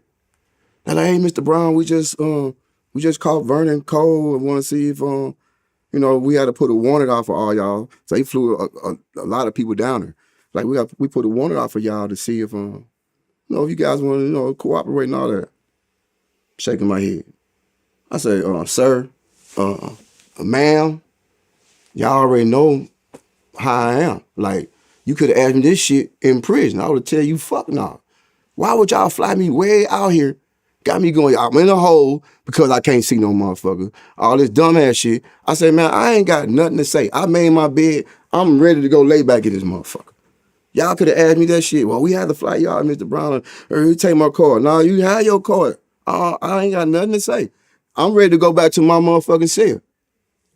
They took me back, put me back in the hole. I get on the phone. I call my homegirl D. I like, man, tell moms and they trying to see if a motherfucker, they got Meech down here, but I ain't see Meech. But they got him down here. They trying to see if he want to tell them woo and all that shit. I like, man, that's some bullshit. She said, where you at? I said, I'm in Lovejoy. She said, that's crazy. He said, Blue down there. I said, Blue down where? She said, Blue down there in Lovejoy, where you at? I said, shit, so Blue ain't down here with me. I said, Blue down with me, he'll be back in the hole. Now, mind you, Chip 2 Cuzzo was back there and D-Shot was back there. So I went to court first. When they come through there, they let me and Cuzzo go outside the wreck. I like, bro, I ran down to him what was going on. He's like, oh man, you ain't got to worry about me. I'm good. I ain't got nothing to say to them people. So after that day, they put separate T's on us. So we couldn't go outside together, none of that shit. So I couldn't even see him no more. But he ended up going to court and they shipped him right out. D-Shock and came. I screamed through the vents, telling him, you know, what was going on. Same thing with him. He went there, he ain't say shit. They shipped him back out. They made me stay in that motherfucker for 3 weeks. And if me, D-Shot, and Chip 2 Cuzzo couldn't see no motherfucker, and even though you ain't in the same pile with a motherfucker that's telling on you, and Blue could, I'm the paperwork. I don't need no motherfucking paperwork to say that nigga is telling. He told. Because if you didn't tell, motherfucker, you would be right back there where I was at. You know what I'm saying? And that's why I say, if anybody asks about that shit, I really don't like talking about it because I ain't finna go back and forth with Blue about this shit that he did. I'm not finna go back and forth with. He know that. But, nigga, you got a meatball. Meaning that you ain't hardly getting no time. You came right back home. You could have just went to jail. You don't have to say shit. You went to jail and did your motherfucking time. And come on, like every other motherfucker that did their motherfucking time and didn't say nothing, did. Come home and do you. You know, the whole situation would be different. You ain't gonna be arguing with no 50. You probably won't even be talking to no whack 100. You know what I'm saying? Like you would have been with us. We could have still been, now instead of you trying to rap, we could have been trying to get a label together like I'm doing now. You know what I'm saying? Like but you chose the other route, bro. So you just gotta chalk it up and live with it, man. You trying to act like you ain't did shit, you a motherfucking lie. You did. And I'm telling you, I'll tell you in your face. My nigga, like you don't sit there. You rapped about all this, don't do this, we ain't gonna do that type shit. And soon as you get by yourself, you go. I guess you had to go talk to him. Let me tell you something else. I never talked to no motherfucker. When they finally caught my dumb ass and shipped me out of Warren County, my lawyer came out there. First thing when he came through that door, I said, hey, check this out.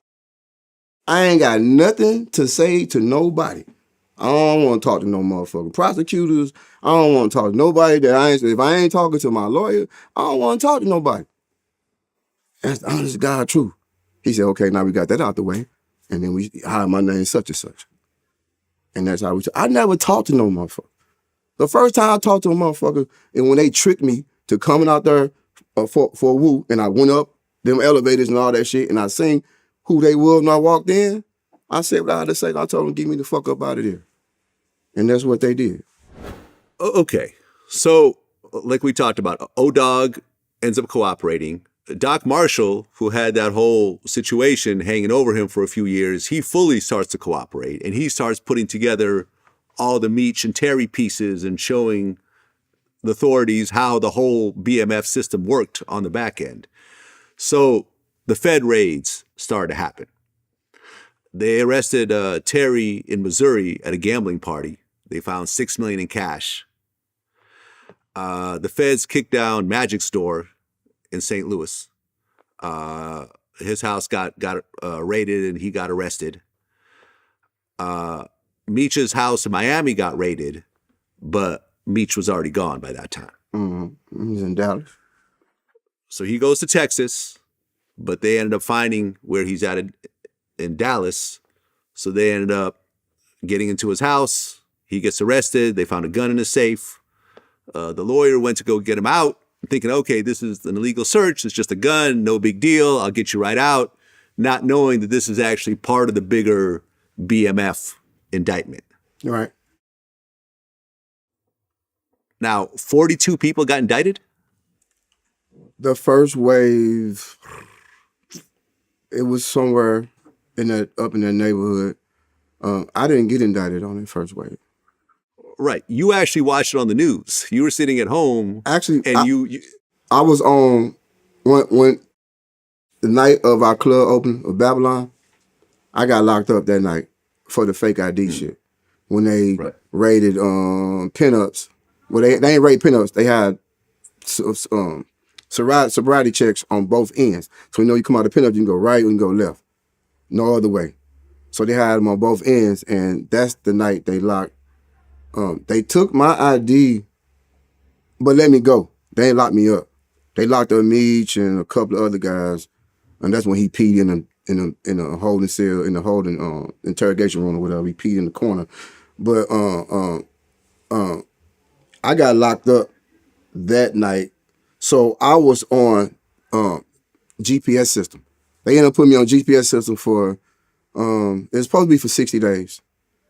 So when I ended up getting out, I was locked up for 30 days. I ended up getting out, and they put me on that shit. And Meech sent the phone to me, and we had the church phones back then. He like, look, I ain't never ever heard of a GPS system.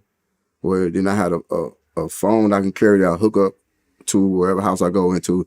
And I also had a cell phone that I had to call my PO on and shit. I never had any problems from that PO, but he said he never heard of that shit. So he like, man, you go home. Like, you go home and until you get off of that shit, and then we'll link back up. So I went home, started trying to do some music shit with artists that I started finding and shit. So the shit ended up lasting like 6 months. Remember I told you it was 60 days. It ended up lasting like 6 months. And the day I got off of that shit, Tito called, I ended up catching up with Tito, and I think we was on the three-way. Either Tito came to see me or we was on the three-way. And we talked to Zippo. And he was like, all right, man, I'm going to see you in a few days. Just go pay the bills and shit, you know what I'm saying? All of the bills we had down. I was like, fuck it, cool. I knew what some money was at. So I was doing that. So like the next day, I hit the church. You know what I'm saying? I'm like, damn. Hit everybody number I had. They're doing the same thing. I said, oh shit, something ain't right. So I end up, somebody like, man, cut the news on. It was on CNN.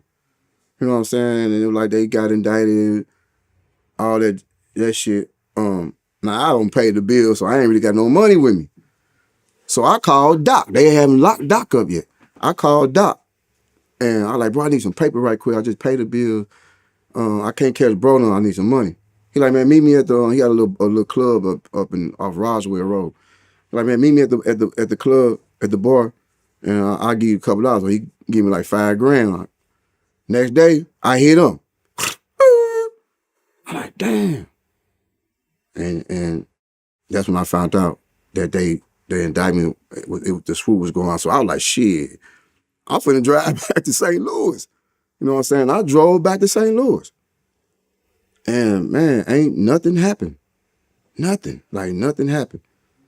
8 months later, I'm full. I'm in like music mode now. With my artists, I'm trying to get them a deal. You know, hopefully I can get them a deal because I just got a bad feeling about, you know, with bro them getting locked up. Like, man, why the fuck they ain't come get me? You know what I'm saying? So, man, we go to the club in St. Louis, and we just, you know, we all mingling, talking to motherfuckers. I'm talking to executives and shit all the time. I'm talking to the DEA, but we talking about music. You know what I'm saying? Like, you know, my artist right here, so I'm J-Bo. So you know, it's time to go. We leave, ain't no problem. Go get in our cars, come out, bust a left, go up to Jefferson, bust a left. By the time we get to Park, before we get to the street called Park, it's a paddy wagon. It's like 5, 6 cars following me. It's a paddy wagon behind the last car. And one of them hit me up like, hey man, that's Seagulls. One of them it was like a bad police down here that always trying to, you know, fuck with people and shit. They like, I think his name was Seagulls. They're like, that's the Seagulls dude. I'm like, shit, if he try something, y'all just block him off and I'm gonna keep pushing. You know what I'm saying? So, man, we made it to the light, to the corner right there. It started raining and shit too. And man, they came from everywhere.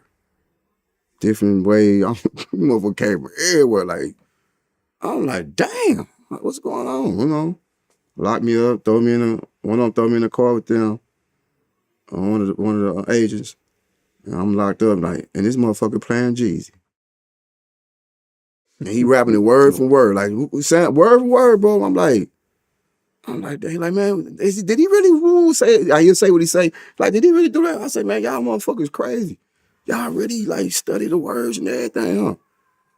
And you know what? After that, I just sat back. You know what I'm saying? Like, that was it for me. I was gone. Okay, so now you get arrested along with a bunch of other people. The DEA said they seized $3 million in cash, and they claimed that BMF was responsible for moving 2,500 kilos of cocaine a month throughout the U.S.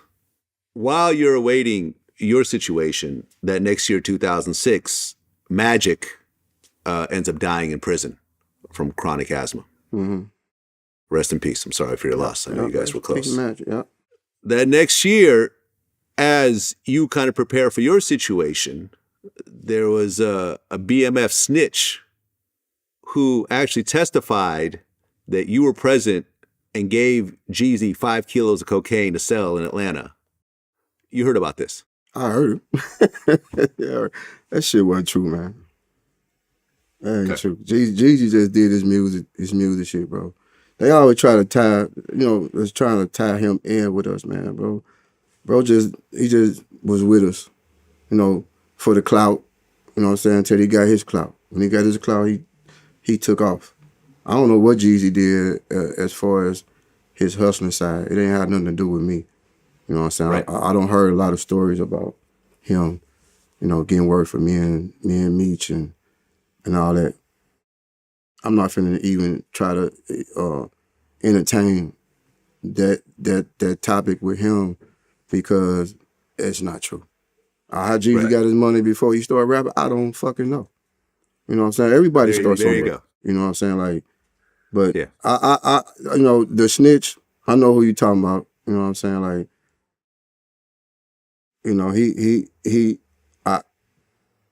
I don't understand. I understand what he did because he wrote me.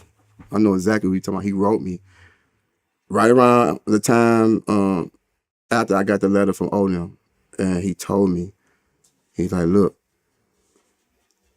they trying to charge my baby mama, who just had my son, they trying to charge her with a RICO Act because he had some other shit going on.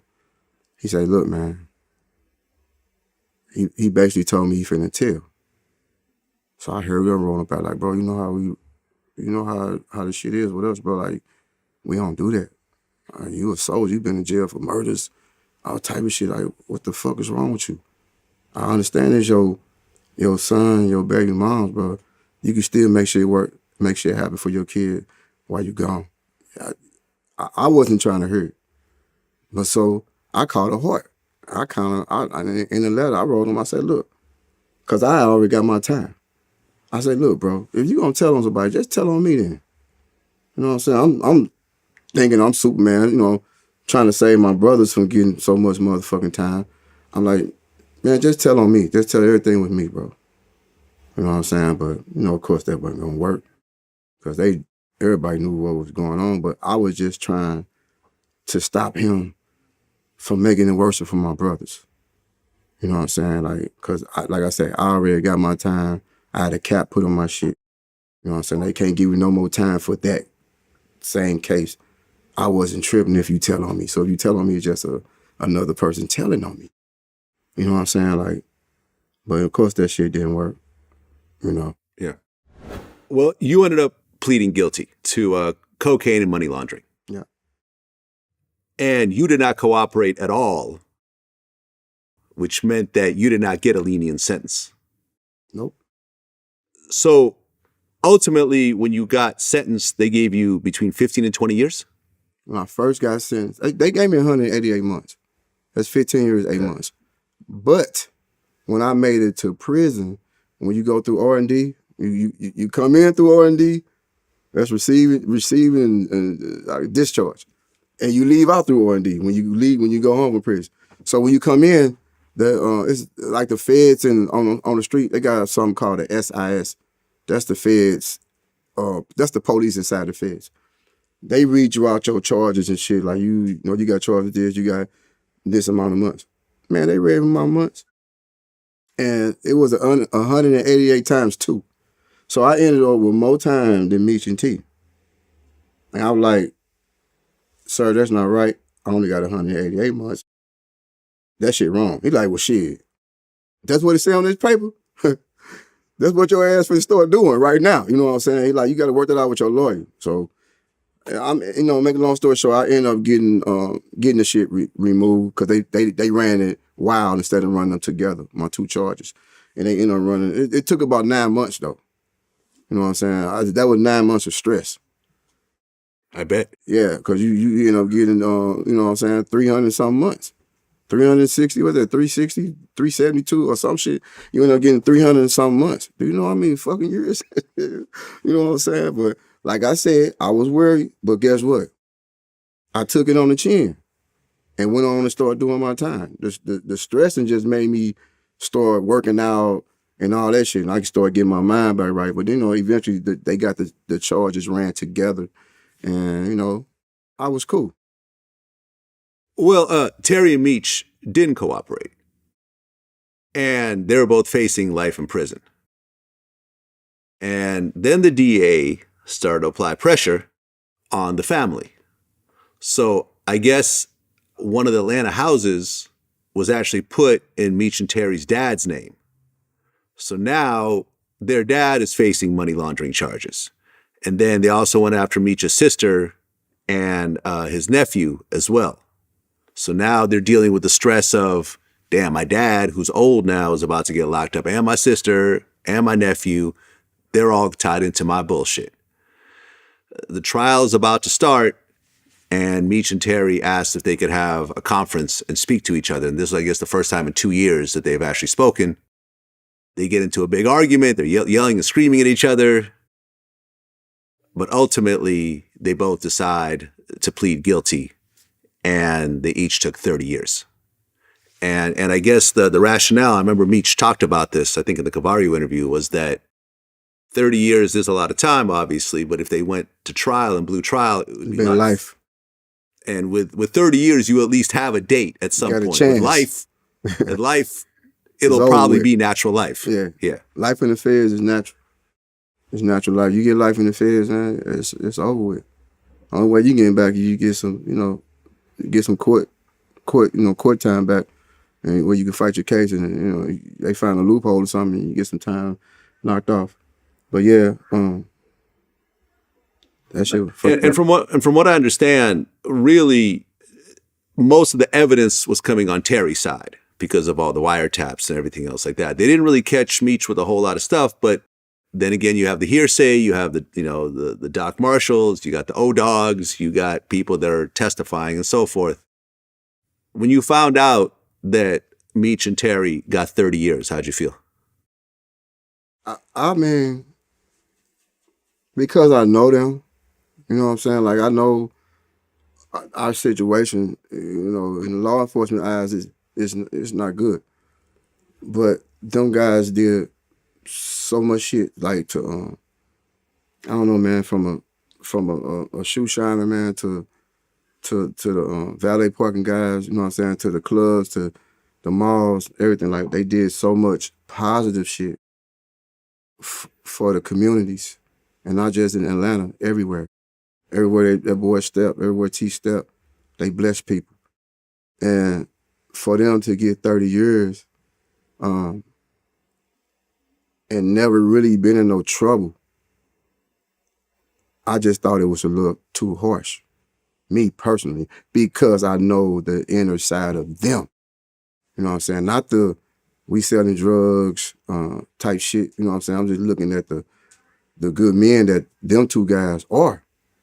You know what I'm saying? So I just felt like, damn, man, they just 30 years, bro. You get the calculating that we don't get out. Shit. Motherfucker gotta do like 28, 27 years. 26, you know what I'm saying? Like, that's two and a half decades. But and the only good positive thing you can say about the shit is, well, at least they got a date to come home. And anything can happen. Because this is what you hear in prison. Man, new laws come and go all the time. Anything can happen. You know what I'm saying? I'm like, damn, you right. So, that's all I was really, doing my time. Like, man, I hope you hear something like, man, I hope they go ahead and give us these 2 points and all that shit. And it came. You know what I'm saying? The 2 points came for a lot of motherfuckers. Then, it was some other little laws that came that applied. One of them applied to me, the good time law, all that shit. So it's when you got a date, it's always a good possibility that something could change in your favor compared to natural life.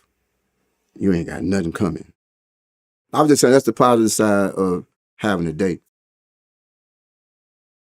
Were you in communication with Meech at all? Did you guys write letters or get on the phone or anything the whole time when you were locked up? I wrote a couple of letters to bro. But, he started getting in trouble. I was even on the email thing with him before, with the correlation shit, with third-party email. Like, they started biting down on that shit. And he didn't want to, get in no more trouble, so I just stopped trying to reach out to him. Even like right now, I don't really talk to him that much. You know what I'm saying? If I'm around nephew, Lil Meech, I know he gonna call him. So if I'm around Lil Meech, you know what I'm saying, I'll be there and I'll talk to him like that. And I told him, like, bro, you know, I'm here, man. Anything I can do for you, anything I got, you got it. Like, you ain't gotta call me. Like, you ain't gotta call me all the time. Like, say your minutes, because minutes it seems like a lot when you first get them, but too late later, them little 300 minutes, that shit gone. You know what I'm saying? Like, man, just save it for your son and your, Tara, you know what I'm saying, your moms, you know what I'm saying, at the time when Pops was living. Save it for your Pops. If you really need me, you can have Tara tell me something, or you can call me yourself. But you ain't got to call me, bro. If I know what it is with us. So me and him don't really talk on a daily basis. We don't do that. You know what I'm saying? But I send those like, hey, you going to see bro? Tell my brother I love him. You know what I'm saying? Like, whenever you need me, just reach out to him. And that's what she do. Well, you got locked up in 2007. So by 2015, you are 8 years in to your sentence. Mm-hmm. Jeezy drops his album, Church in These Streets. And there's a song on there called J-Bo. Yeah. And the lyrics go, roll up the swishers, get money, lay low. Yeah. Just ask them bitches, I ball like J-Bo. Mm-hmm. Rose, we piss it, get money, lay low. Shine in my pictures, pull up like J-Bo. Yeah. When you first heard that song while locked up, and you're now 8 years into your sentence, how'd you feel? Man, I actually was in the TV room sweating my tickets. I was gambling and shit. I was gambling in prison. And a motherfucker come up to me, hey, Bo, you hear that? Man, nigga, Jeezy got a song about you. I'm like, huh? I go to the core links and, some of the, I think Tito hit me like, man, call me back, call me real quick. So I called like, bro, listen to this. And he let me hear the song. I was like, damn.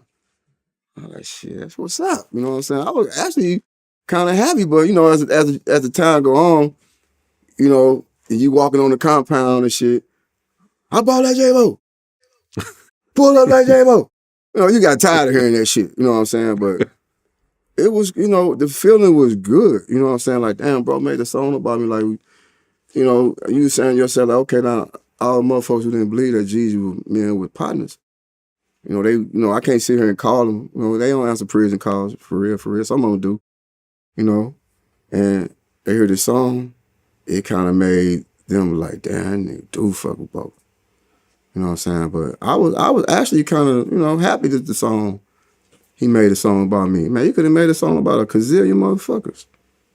But he made a song about a motherfucker he considered a friend and a real one. You know what I'm saying? I wouldn't have it no other way, But I was happy that he made a song about me. It was an honor. I mean, yeah, because by this time, Jeezy was huge. Yeah, he was up there.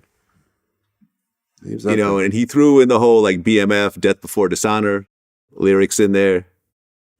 Talked about how, you stayed solid while the snitches is out there celebrating, living their life. And yeah, man, it was a hell of a, it was just a really dope tribute. Yeah. Yeah. Yeah, like I say, man, I still didn't talk to him even when the song came out. I didn't even talk to him for real until I came home. Mm. Okay, so 2017, you're age 45. You finally get out and go to a halfway house. And then by 2018, you get fully out. You had done 10 years, 8 months in prison? Well, actually, I went to the halfway house in 2018, May 5th. I get out the halfway house. I wasn't free. I just recently got off papers October 23rd of last year, but I started my probation. So when you get out the feds, you don't start probation when you go to the halfway house because you're considered still in DOP custody. You know what I'm saying? It's just freer. You know what I'm saying? You're not in prison. You still you got to go by stand-up count, You know, all that shit in the halfway house. They do all that. Or they just count. You just stay by your bed there, count. You ain't really got to stand up. Yeah, I didn't actually get off of papers until last year, October 23rd. But when you get out of the halfway house, Jeezy actually welcomed you home. Yeah, he I think he had a concert down in St. Louis. And I went to the concert. You know, like I said, he shouted me out, you know, we sat down and chopped it up, talked about things and stuff. And yeah, he just, you know, he came through and represented for me. Well, yeah, I mean, you could have thrown him out of, you know, under the bus because, like I said earlier, the snitch was saying that you gave him 5 kilos of cocaine. You could have been like, okay, here's my opportunity to get this high profile rapper and potentially get my time shaved off or maybe even completely off by telling on him, even if it's not true. Because, you know, people snitch. It don't necessarily have to be the truth. See, like I said, I don't never approve. I would never, ever, ever, ever approve of that. I already told you about that part. So it wasn't nothing, even if I, wanted to get home, you know what I'm saying? I couldn't do it. Like I could have, you know, like what you're saying, yeah, I could have got some time or could have got out by saying this about him. Man, I don't really want to see my worst enemy locked up. Better yet, a guy that's, you know, at the time he haven't really did nothing for me, you know what I'm saying, for as, you know, looking after me in prison. I didn't really care about that shit, but, you know, any other person would have hate in their veins. And yeah, they probably would have tried to, you know, go say something on bro. But this is how I think. You need to know what you're going to do before you do it. So when you're doing it and you get caught, you understand. If you don't understand what I just said, this game ain't for you. So a lot of people need to lead by that example from what I just said, because this the other side that you don't really think about until it's too late. You got to look over your shoulder every day. You got people that will ride for me or whoever, or for whoever the person is. They're going to ride for them and you won't even know it's coming and they'll smash you. Now, you think you home free, kicking and all that, you way out somewhere and ain't nothing going to happen to you. But when they catch up with you, you might have your kids in the car with you. You might have your moms in the car with you, your pop. You know what I'm saying? A little niece, a friend ain't got nothing to do with what you did. And some bad shit will happen. This is what the snitches don't understand, man. People killing, and for a motherfucker with a profile like ours, a motherfucker would try to do anything just to show us that they'll do it. That's why we used to preach that shit, man. Don't leave that shit alone. Don't worry about it, bro. We'll talk about it. We'll work this shit out. People don't understand that, man. Like, they really need to think about that shit. You know what I'm saying? Like, the first thing you need to think about is what I just said. Think about what you finna do before you do it.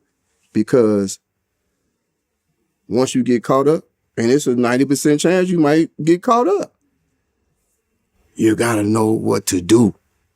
So if you just want it for the fame and the money and you ain't prepared to embrace yourself with what's finna come through the tragedy, leave that fame and money alone, bro.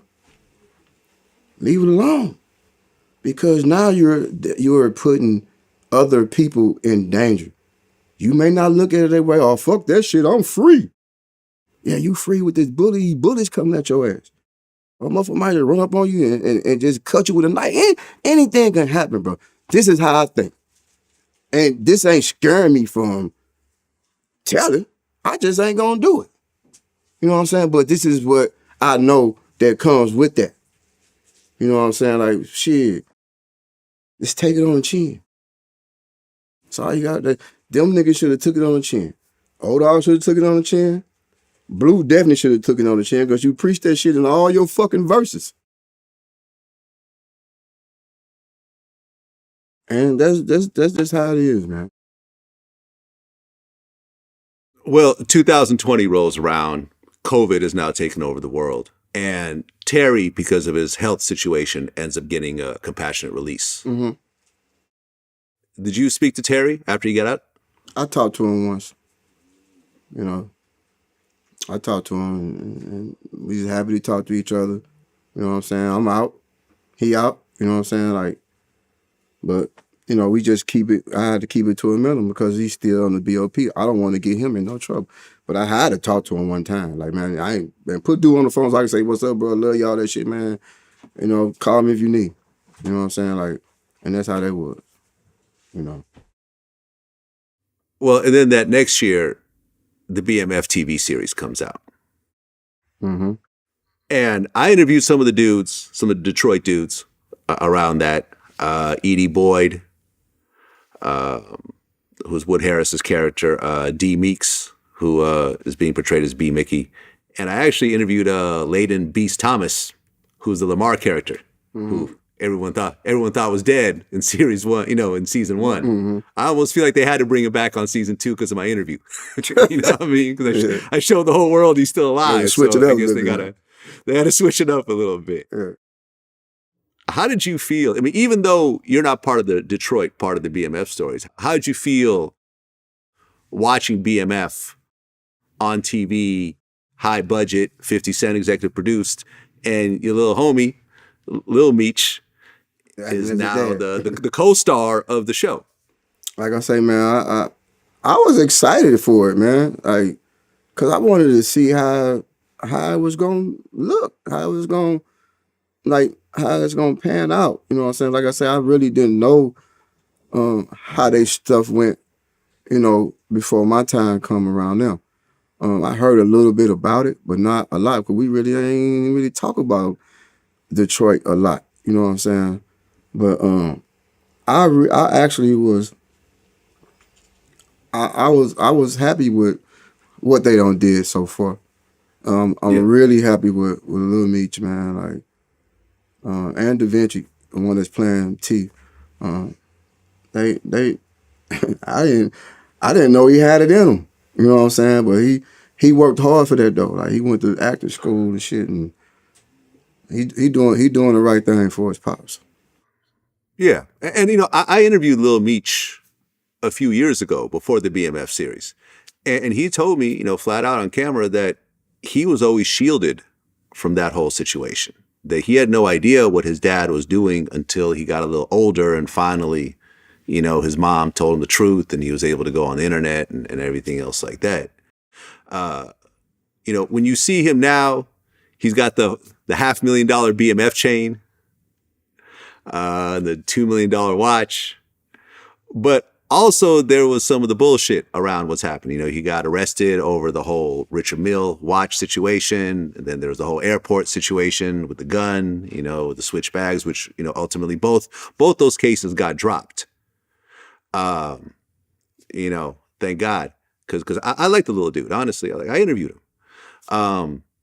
Do you worry a little bit though that he is trying to emulate his dad in terms of the opulence and the flashiness and so forth, when ultimately he's not going to be able to really accomplish that because his dad was making illegal money and he wasn't paying taxes and, you know, and so forth. Meech has a real job. He's really, you know, on TV. He gets a check from that, but he has to pay taxes, and, you know, he has to keep getting money. It's going to be very difficult for Lil Meech to get up to a Big Meech financial level just because of the nature of their businesses. But it seems like he is trying to emulate his dad's appearance. Yeah, I mean, I actually think that he can, you know, because he got so many offers coming his way. You know what I'm saying? Eventually, probably ain't gonna happen in the next 2 years, but he got a chance to make it up there to where his dad was at 99, legally. You know, he don't. He has a chance. It's just gonna be tough. Yeah, you know what I'm saying? Well, I mean, I'm gonna tell you something right now. Just like the styles the stuff he be wearing, I'm gonna talk about him. But he have a $5,000 suit on, outfit on, like a 2-piece, $5,000. It's first sticking out. I don't even know the name of that shit. But He's doing something that his dad, he got something that his dad had back in the day, but his is better. The charm and the chain. You know what I'm saying? Like, that's something his dad ain't had. You know what I'm saying? So he don't reach the goal right now, you know what I'm saying, till his dad come home. Yeah. Something that his pops don't have. He had a big chain, but not nothing like that. We weren't diamond chains. You know what I'm saying? I know links. I know not none of this shit. We weren't diamond, like one curve. He had a chain with all one curves all the way around it. You know, we weren't shit like that. It was still tough now. It was still tough, but the shit that he's doing now, I mean, as far as imitating his dad is, you know, the jury. I don't know about cars. I don't know what he really drive because I ain't really seen him. He always on the road, so he, drive. He got drivers and shit. But I'll give him an A+ for his jury game. Cause his dad loved jury. His dad he got 2 A+.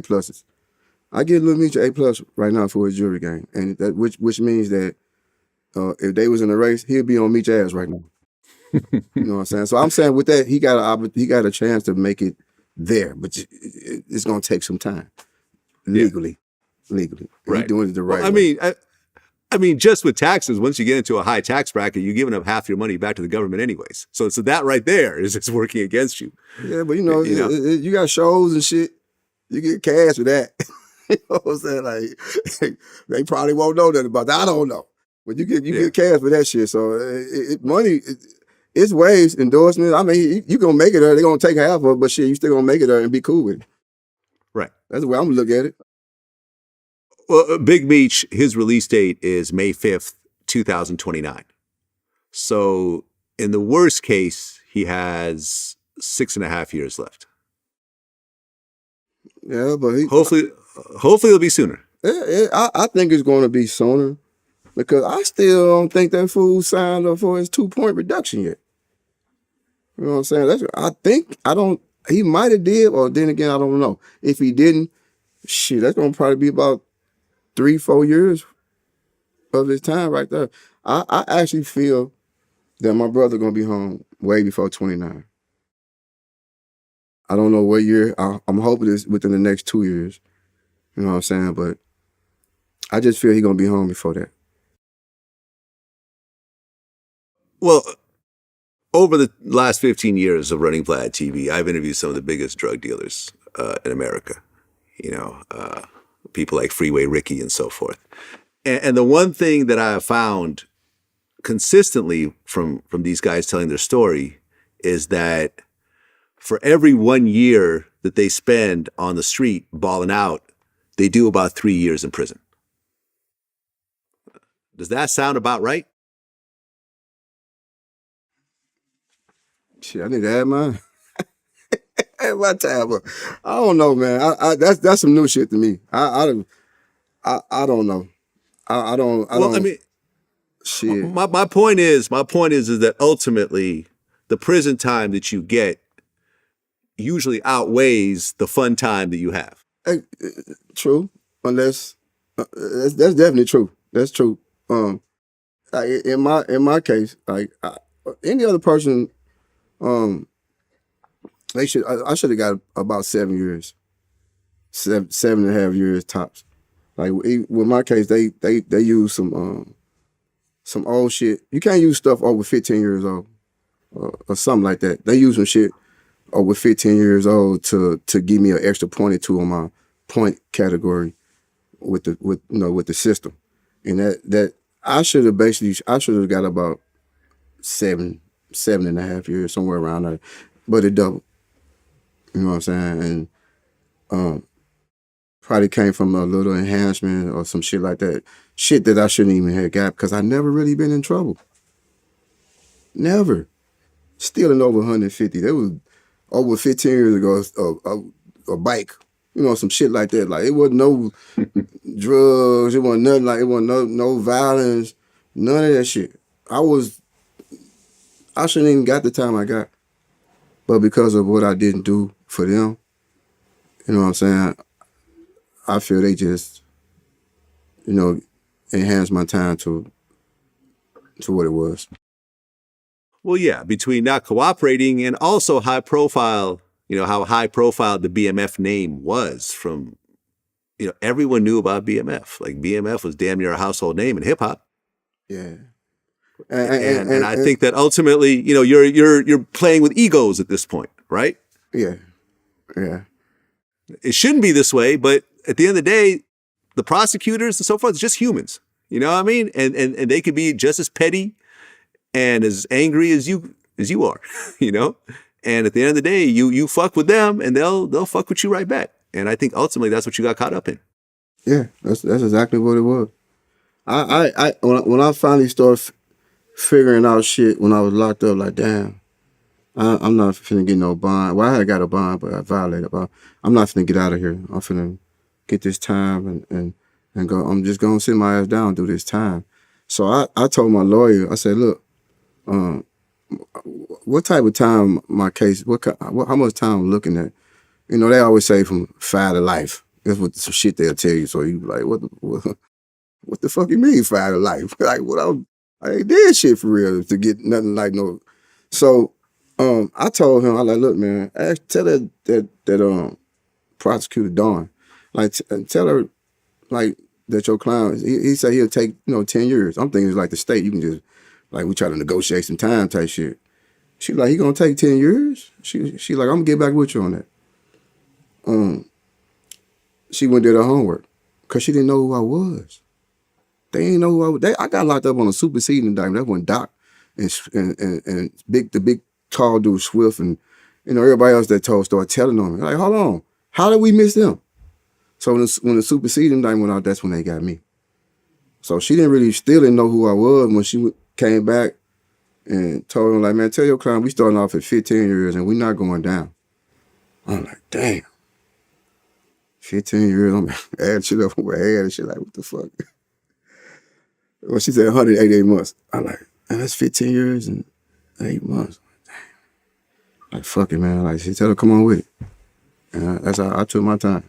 I wasn't even finna argue with these people. I ain't even going to no trial, none of that shit. Give my time. Let me go sit down. And that's what I did. Well, you didn't cooperate. You took your time. And I saw an interview you did where you said you have no regrets over what you did. You knew what you were getting in for, and you made your bed and you laid in it. Mm-hmm. Do you have kids? Yeah, I have 3. 3 kids. If one of your kids approached you and said, Dad, I want to be the next J-Bo. I want to be the next Big Meech. I'm gonna follow in your footsteps, but I'm gonna do it better than you, and I'm not gonna get caught. What would you tell them? Man, he'll probably have a black eye. You know what I'm saying? Like I'm gonna tell them no. You know what I'm saying? Like, on the system, I ain't get lost in the system because I always have I have my head on my shoulders. You know what I'm saying? I made it work wherever I was at. I learned how to jail. You know what I'm saying? Like, but everybody ain't like that. You know what I'm saying? Like, I would tell my son, like, fuck nah, you stupid motherfucker. Like, I get to talking to him crazy. I don't even talk to my kid like that. But if you come to me on some shit like that, we gonna have a problem. It's just gonna be a problem. But I'm trying to make it where my son ain't gotta never even think like that. You know what I'm saying? So if I can make it where he don't have to think like that, then I done my job. But if he want to think like that, then it's a problem. You know what I'm saying, with me and my kids, because he shouldn't even be thinking this way. Yeah. You know what I'm saying? So I wouldn't. It ain't have to be my kids. It can be a kid from the street that come up to him. Man, there's so many people come to me and like, man, what would you tell me? What would you tell me to do so I could prepare myself? Not to try to get locked up and all that shit. I said the first thing I'm gonna tell you, bro, is not to do it. And I'm gonna run everything down to him, like, know what you're doing, shit. The shit I just said, I'm gonna do all that. But then, if he is like persistent with it and ain't trying to hear me, and I just try to give him the best advice I can. You know what I'm saying? As far as the streets, you know what I'm saying. But I'm still be like, bro, don't even think this way. You know what I'm saying? But I would tell him, but if you do, you need to be careful, man. Like I try to prep him because I know he not going the way that I'm trying to direct him. So Yeah. if he wanted, he's still on the goddamn that road that cut off and, he trying to beat everybody to the end type shit, then I'm going to try to explain it to him the best way I can, you know what I'm saying, where it makes sense to him. You know what I'm saying? Like, but at the end, I'm still going to tell him, like, look, bro, if you ready for motherfuckers to come kick your house in, I ain't talking about the police. I'm talking about these robber boys. It's gonna be girls around, like girls might set you up. I'm telling you, like, every bad thing, but he'll think of it like if whatever he think that's good, I'm gonna make it bad for him. But if you can go ahead and do that now, but this gonna happen. But if it's happening, like you just gotta just do this, man. I don't want to see nothing happen to you. Just be careful, and shit like that. And I'm gone by my business. But my son is a zero tolerance with that type shit though. Like no. You know what I'm saying? Like, you ain't finna do no shit like that, boy. You crazy. I mean, yeah, I remember there was the famous, was it the Raw Report? Or no, it was a Smack DVD where, Meech was talking about how there'll never be another crew like this ever again. And I think that part of the reality of that statement is that in 2023, you have so many more cameras. You have social media. You have everyone got a cell phone these days with a camera built into it. There are no better detectives than social media because they will break down a case. They will find a clip from 3 years ago and cross-reference it. So yeah, there'll never be another BMF because technology has just moved to the point where you can't get to the point of making that much money and still staying under the radar. It's just not possible anymore. No, it really is. You're right. Yeah. Everybody got cameras, and there's cameras everywhere. On the streets, you know what I'm saying? On the houses, it's Right. cameras. You going to get, somebody going to catch a glimpse of something. Like, it would be hard. Like, you can't be out there flexing like that unless you got some can back it up legally. You know what I'm saying? Like, Right. It's definitely hard, but it's easier for the law. You know what I'm saying? Because ain't nothing to just get on your page or get on somebody's page. That's, somebody gonna say something, basically. Yeah, I mean, look at the Young Thug case. I mean, half that indictment is social media posts, text messages. They have something called stingrays and phones. So if you got a burner phone in the jail, they know all the text messages and all the phone calls that are going in and out. It's just unfair that it really, makes you really not want to do it on any level. And I think that what you said was flat on right. Like, don't do it. BMF, it's great. Like, I was happy. Like I said, I got to party with BMF. And I've been knowing about BMF since 2004. And I loved the fact that BMF is now a TV series because, these are the dudes that I was around and I've been knowing the story and now you get to actually see it on the big screen. And I think that's dope, but I think people need to understand that it's not possible to recreate that. It's not possible to be BMF 2.0. And that's fine.